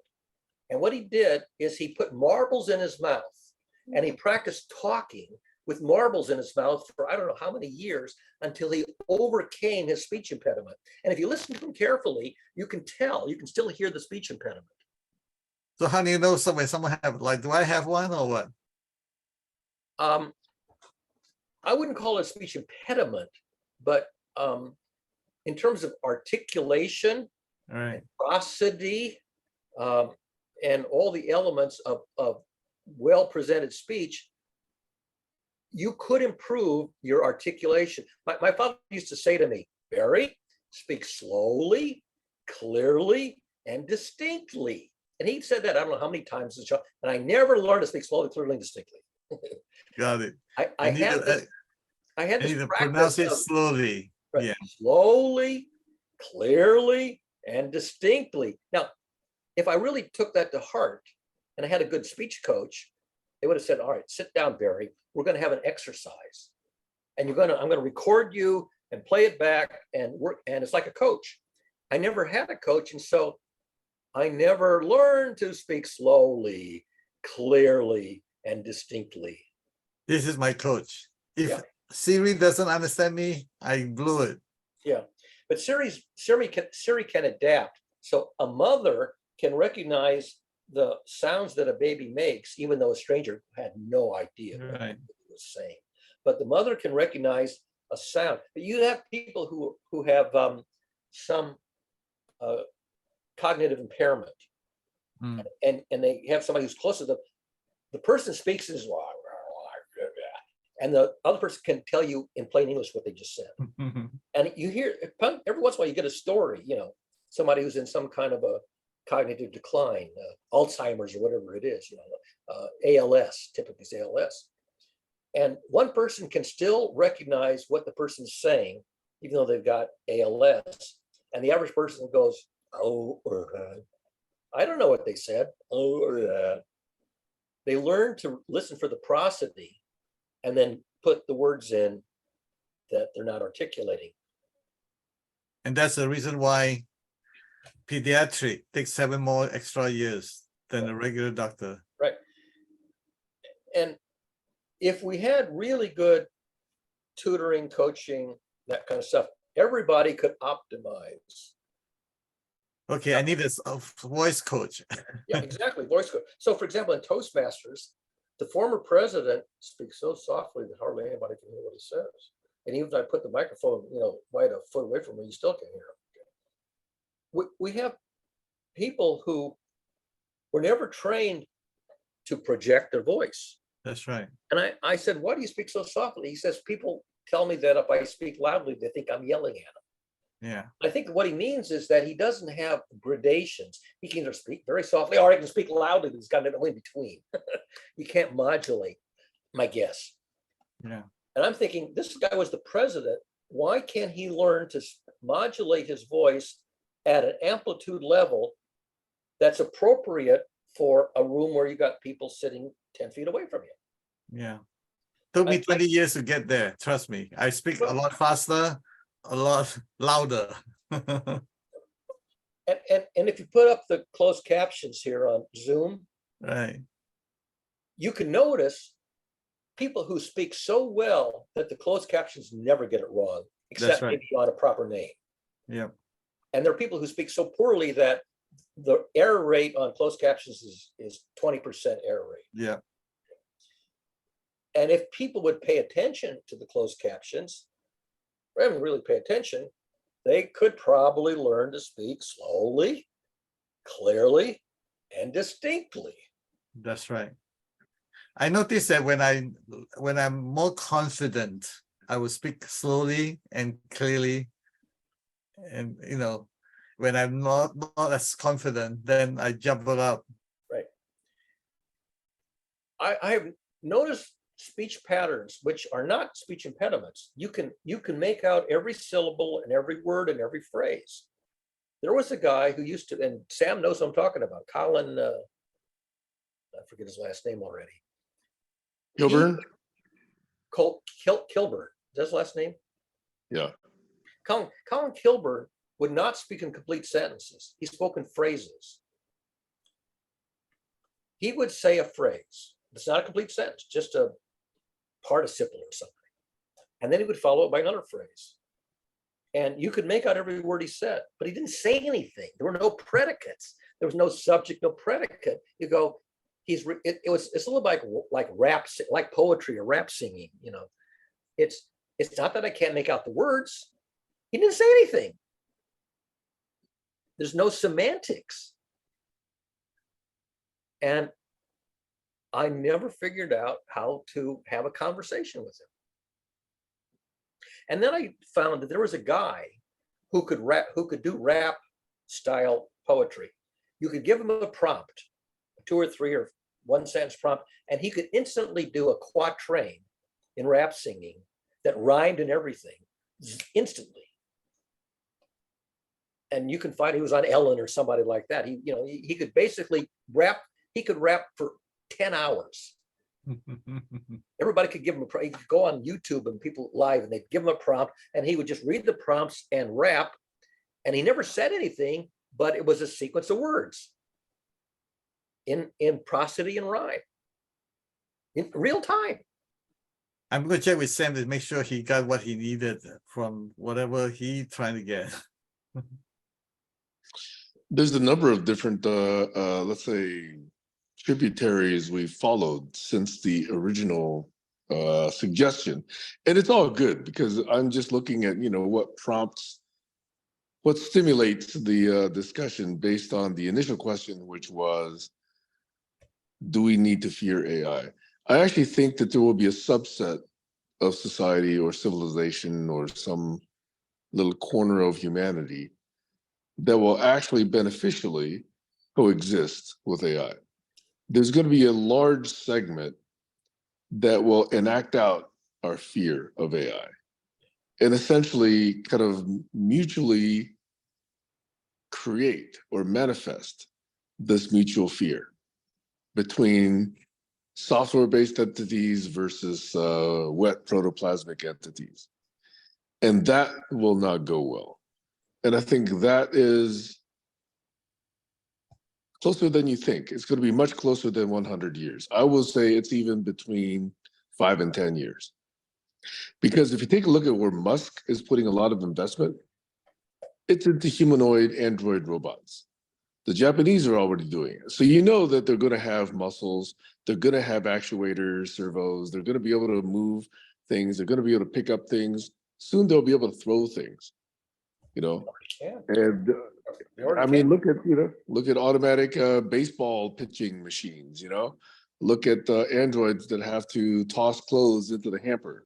Look at things that have to put dishes into a dishwasher and into refrigerators. You know, these household assistants will be able to have the mechanistic skills and capacity of humans. Now, if you augment them with, you know, models, they're not going to be just language models. They're going to be actually more sophisticated models than just pure language. So just as what we've done with language across all of written words, which is, I think, you know, all the trillions and trillions of training patterns, imagine training AI on all the human mechanistic movements that have been acquired over the years, you know? So people being able to write cursive, people being able to cook, people being able to assemble houses, people being able to perform surgery, et cetera, right? All of these automated assistants will gain these skills. And it's not going to be as rare as in humans. Every one of them potentially could have all of these skills, all of them. Thank you. Sam? I see that the robot can change the light bulb and can you know pick up an egg, but I haven't seen a robot can peel an hard boiled egg or crack an egg to fry it. I mean, It'll be 6 more months. 6 more months, Sam. Okay, because they don't have to be taught; they will teach themselves. That's the point. I want to see that. What you tell me when the robot can peel a hard boiled egg or crack an egg to cook an egg, you know, or fold and hang a sweater, for example, which is fairly complicated. Sam, Yes. did you see what I put in the chat? Right when you asked the question initially, before I said a word, I put the answer in the chat. I'm reading it now because I'm on my phone, so I actually don't have the large You screen want me that to I read it normally. out loud to you? Because No, I see it. see it, I'm okay. looking at it right now. I'm looking at it now. No, see, I'm a bit aware of one of these things, so I'm not thinking of this, and I'm not elaborating on their capacities beyond where Sam is describing. I understand how these things, you know, get built today, at least at a high level, okay? Yeah. Not at a detailed level. I couldn't actually construct one of these pipelines myself. But I do understand that, you know, when you understand how it's constructed, you understand its limitations, which I think is the main point that Sam is aware of. And I'm aware of that as well. All I know is everything that it's learning, quote unquote, is not necessarily human taught. It's looking at patterns of data. It's looking at feedback from, you know, hundreds or thousands of sensors. It's going to teach itself. It's already in that stage already. That's what ASD is. You know, it's self-taught driving. So humans are no longer as necessary in the learning cycle of these quote unquote AI systems as they were for the last 10, 15, 50 years. let me go back to self-driving thing, which is make me smile. Okay, so do you know that the AI self-driving things out here, it's not that the AI is making a decision for you at the moment. It's basically a pattern recognition, and it's almost like OCR. Of course. Yeah, if you're using the same old OCR technology to do self-driving, how do you deal with all the situation that they've never seen before, for God's sake? So that's why the guy would kill on Highway 101, driving to Apple to work. That's right. You know, That's crash in the middle. in fact why I was surprised that they were allowed on the streets as early as they were. I thought that was just a remarkably stupid human decision. So my point to you is that if AI is so advanced right now, is that even possible that I'm talking about a very limited driving scenario that what, at least at the most, what, 10,000 scenario of pattern recognition, OCR characters or whatever you want to call that thing? You think it's, I don't know. I have no confidence whatsoever. So again, go back to the cracking egg and peeling egg. The peeling of egg, you need to have sensors, you need to have feedback. They have the sensors, you know, have sensitive enough that they have been able to calibrate it. And for very specific things like eggshells, and some eggshells are harder than the others, and all that, and the size of the egg and all that stuff. So again, it's you have to look at it from hardware perspective, software perspective, and the programmer's ability to program it in such a way that you get to that amount of details. And, you know, But just optimizing how many sensors you need on the tip of your finger versus along this part of your finger or the back. Over millions of years, all that was worked out to be optimal for the activities that humans had to do to handle food or whatever they're handling. Yes, you can incrementally improve, you know, baby step by baby step over a long period of time. The AIs can do that faster, but they still got to do it. It's like Another trigger point is this what I have problem when I'm teaching the class is that they have the tool, they have the technology, they have the knowledge, but they don't know when to use it. Yeah. This is the time for me to pull out a hammer. This is the time for me to pull out a tweezer. This is the time for me to pull out whatever that tool that's appropriate for the task or the knowledge for the task. So that's another problem. I just, by reading the literature, I discovered that the touchpad on the Sprout only has 20 spots that you can touch. It doesn't have, you know, fine gradation like you have with your mouse to a pixel. No, it's basically something like a 4x5 grid, and you pick one cell out of a 4x5 grid. Again, it's designed for a very specific function. It has a very crude resolution for touch. Yeah. And I was surprised at how crude it was. Only a 4x5 cell grid for touch. This is doing this way because to keep the cost down so that it can sense many functions as it does. And these are the kinds of things where it's a trade-off between precision and functionality. That's right. And reliability. That's and right. Cost. That's right. So, you know, what happens is that any living species adapts for optimal survival, but it does it the hard way. That's right. By making mistakes and not reproducing. The ones that are closest to the optimum reproduce better, and they end up being the dominant one. And if the environment changes, which is doing dramatically today, suddenly the environmental temperature is now changing the regime where you're optimal. And so a lot of species are adapting successfully. A lot of species are not adapting, they're dying out. Yep. They have to migrate, you know, 300 miles north or south to get a good, go ahead, Sam. So I appreciate you guys entertaining this question. I'm going to end probably with this last, Oh yeah, it's 1 o'clock. again, a version of a rant, which is the singularity, which is what I think I've been talking about, is leading to the very next thing, which is conscious evolution. So up until now, if you believe in the evolution of species through billions of years, it's been chance and necessity. By the way, that's a book by some Jacques Monod or some French guy who basically said, if you take a look at all of the atomic and chemical and molecular mechanisms across the vastness of space and all the different sources of energy and the way it gets produced, life was inevitable. That was the thesis of the book. Given enough chance, given enough time, given enough space, life as we know it was inevitable.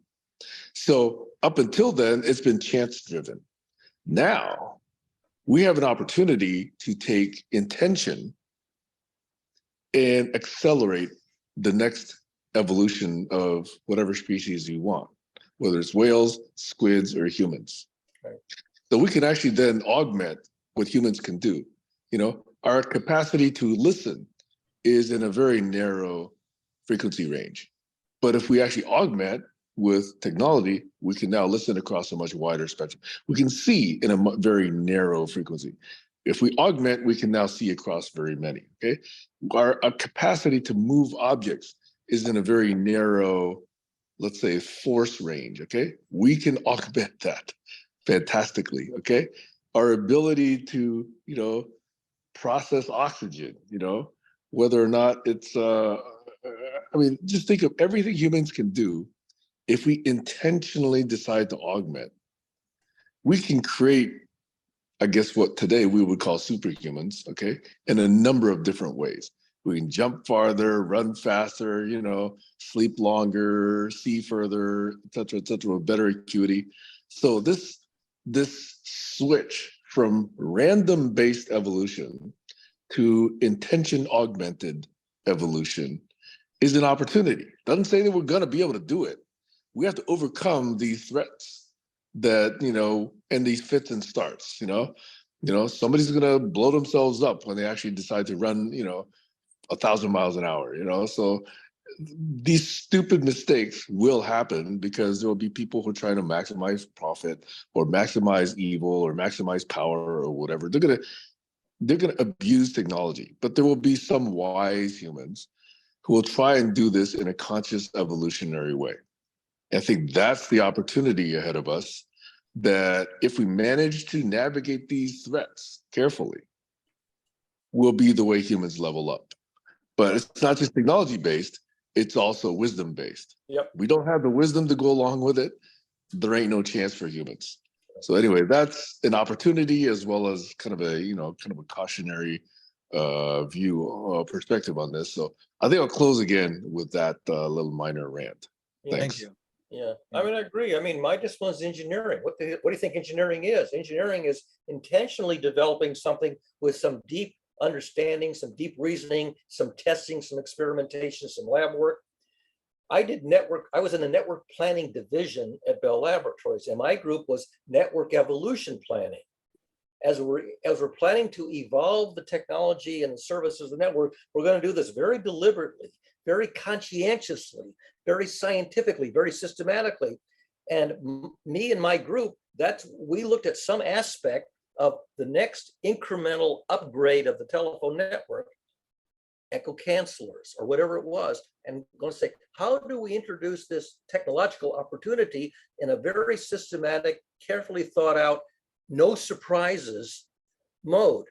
And we would spend maybe a year or two deciding how and when and in what scope to introduce a technology so that it was a very high probability of working compatibly with everything else. So whether it was network planning, whether it's management science, whether it's technology engineering, any kind of engineering is all about how do we become the next edition that has all of the positive features of the old edition that we want to keep and some new features and not some Lulus that we didn't foresee that's going to throw everything into a cocked hat. So conscientiously engineering thinking, that's what philosophers have been trying to do. How do you become the next edition that is a better edition and not a one that's, it's got a hidden flaw in it that's going to get you, killed. It's not a new idea. It goes all the way back to how do we become better today than we were yesterday? Conscientiously, think it through. And the deepest thinkers all through evolutionary history, all the way back to the dawn of civilization, the deepest thinkers were thinking about how to make culture a little better, how to make civilization a little better, how to make people a little better, how to make our tools a little better. And it's a very slow, but it was a thoughtful process. Not roll the dice and try this, roll the dice and try that. We invented conscientious engineering even before the word engineering became, the normal dictionary word for that activity. All right, it's 10 o'clock. Engineering.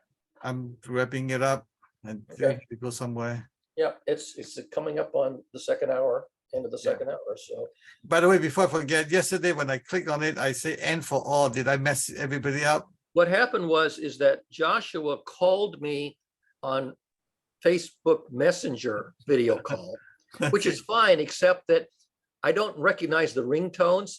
So I try to answer on Google Voice. And then I said, well, what is he calling me on? It turned out to be Messenger, and I was able to answer it before the timeout. Then we talked for another hour but no recording. On Guys, Facebook. sorry about that. That's the Yeah. first time I saw that mess. Click the wrong button thing. All right, I'll see you next week. Next week I'm teaching a class, so I have a 3-day Friday, Saturday, Sunday class, so I probably will not join you. Did you Do I know? solve your cloud storage problem yet, Sam Han? My cloud storage problem? You said that you were asking two weeks ago me to record it, Hey, Sam, sorry, I will answer you, Barry, but Sam, is that a class that I'm somewhat familiar with? Mastermind with Susan. I thought so. Okay, Yeah. enjoy. Yeah. Good luck. Enjoy. Okay, thank you. Say hi to everybody. Because the question is, will I have to record for you next week? Next week. What am I doing next week? Well, the point is that you ran out of cloud storage, as I recall. Oh, no. I think when you record locally, right? Yeah, but Right. but when I upload to Google Drive, Yeah. I have the 15 gig limit. Yeah. And I don't have enough room for a third upload without getting rid of the last 2 or 3 of them. Okay. All right. So what I did was I downloaded the MP4. I didn't download everything, but I just downloaded the MP4. So if you want to delete everything, that's fine. Maybe what I'll do is I'll also download the TXT files in addition to the MP4.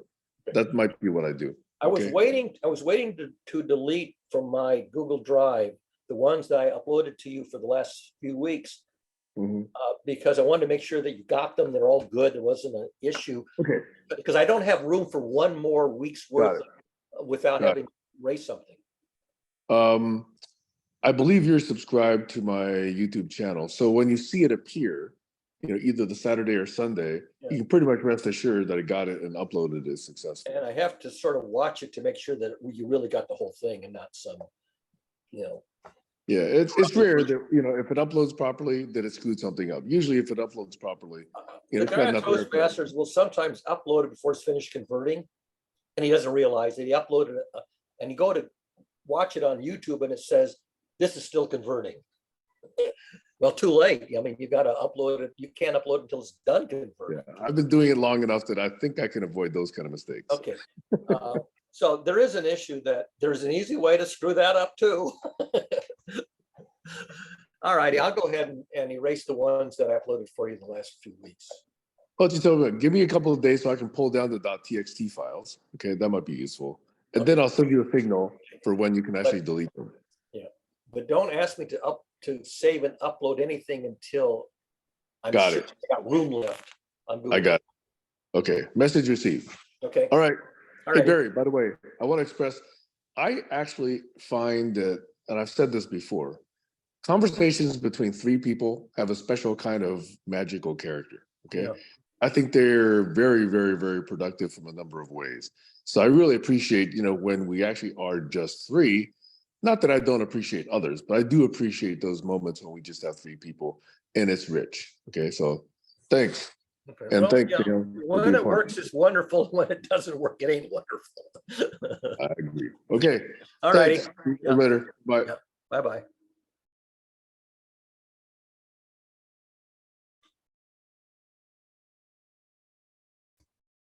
Did save that. Okay.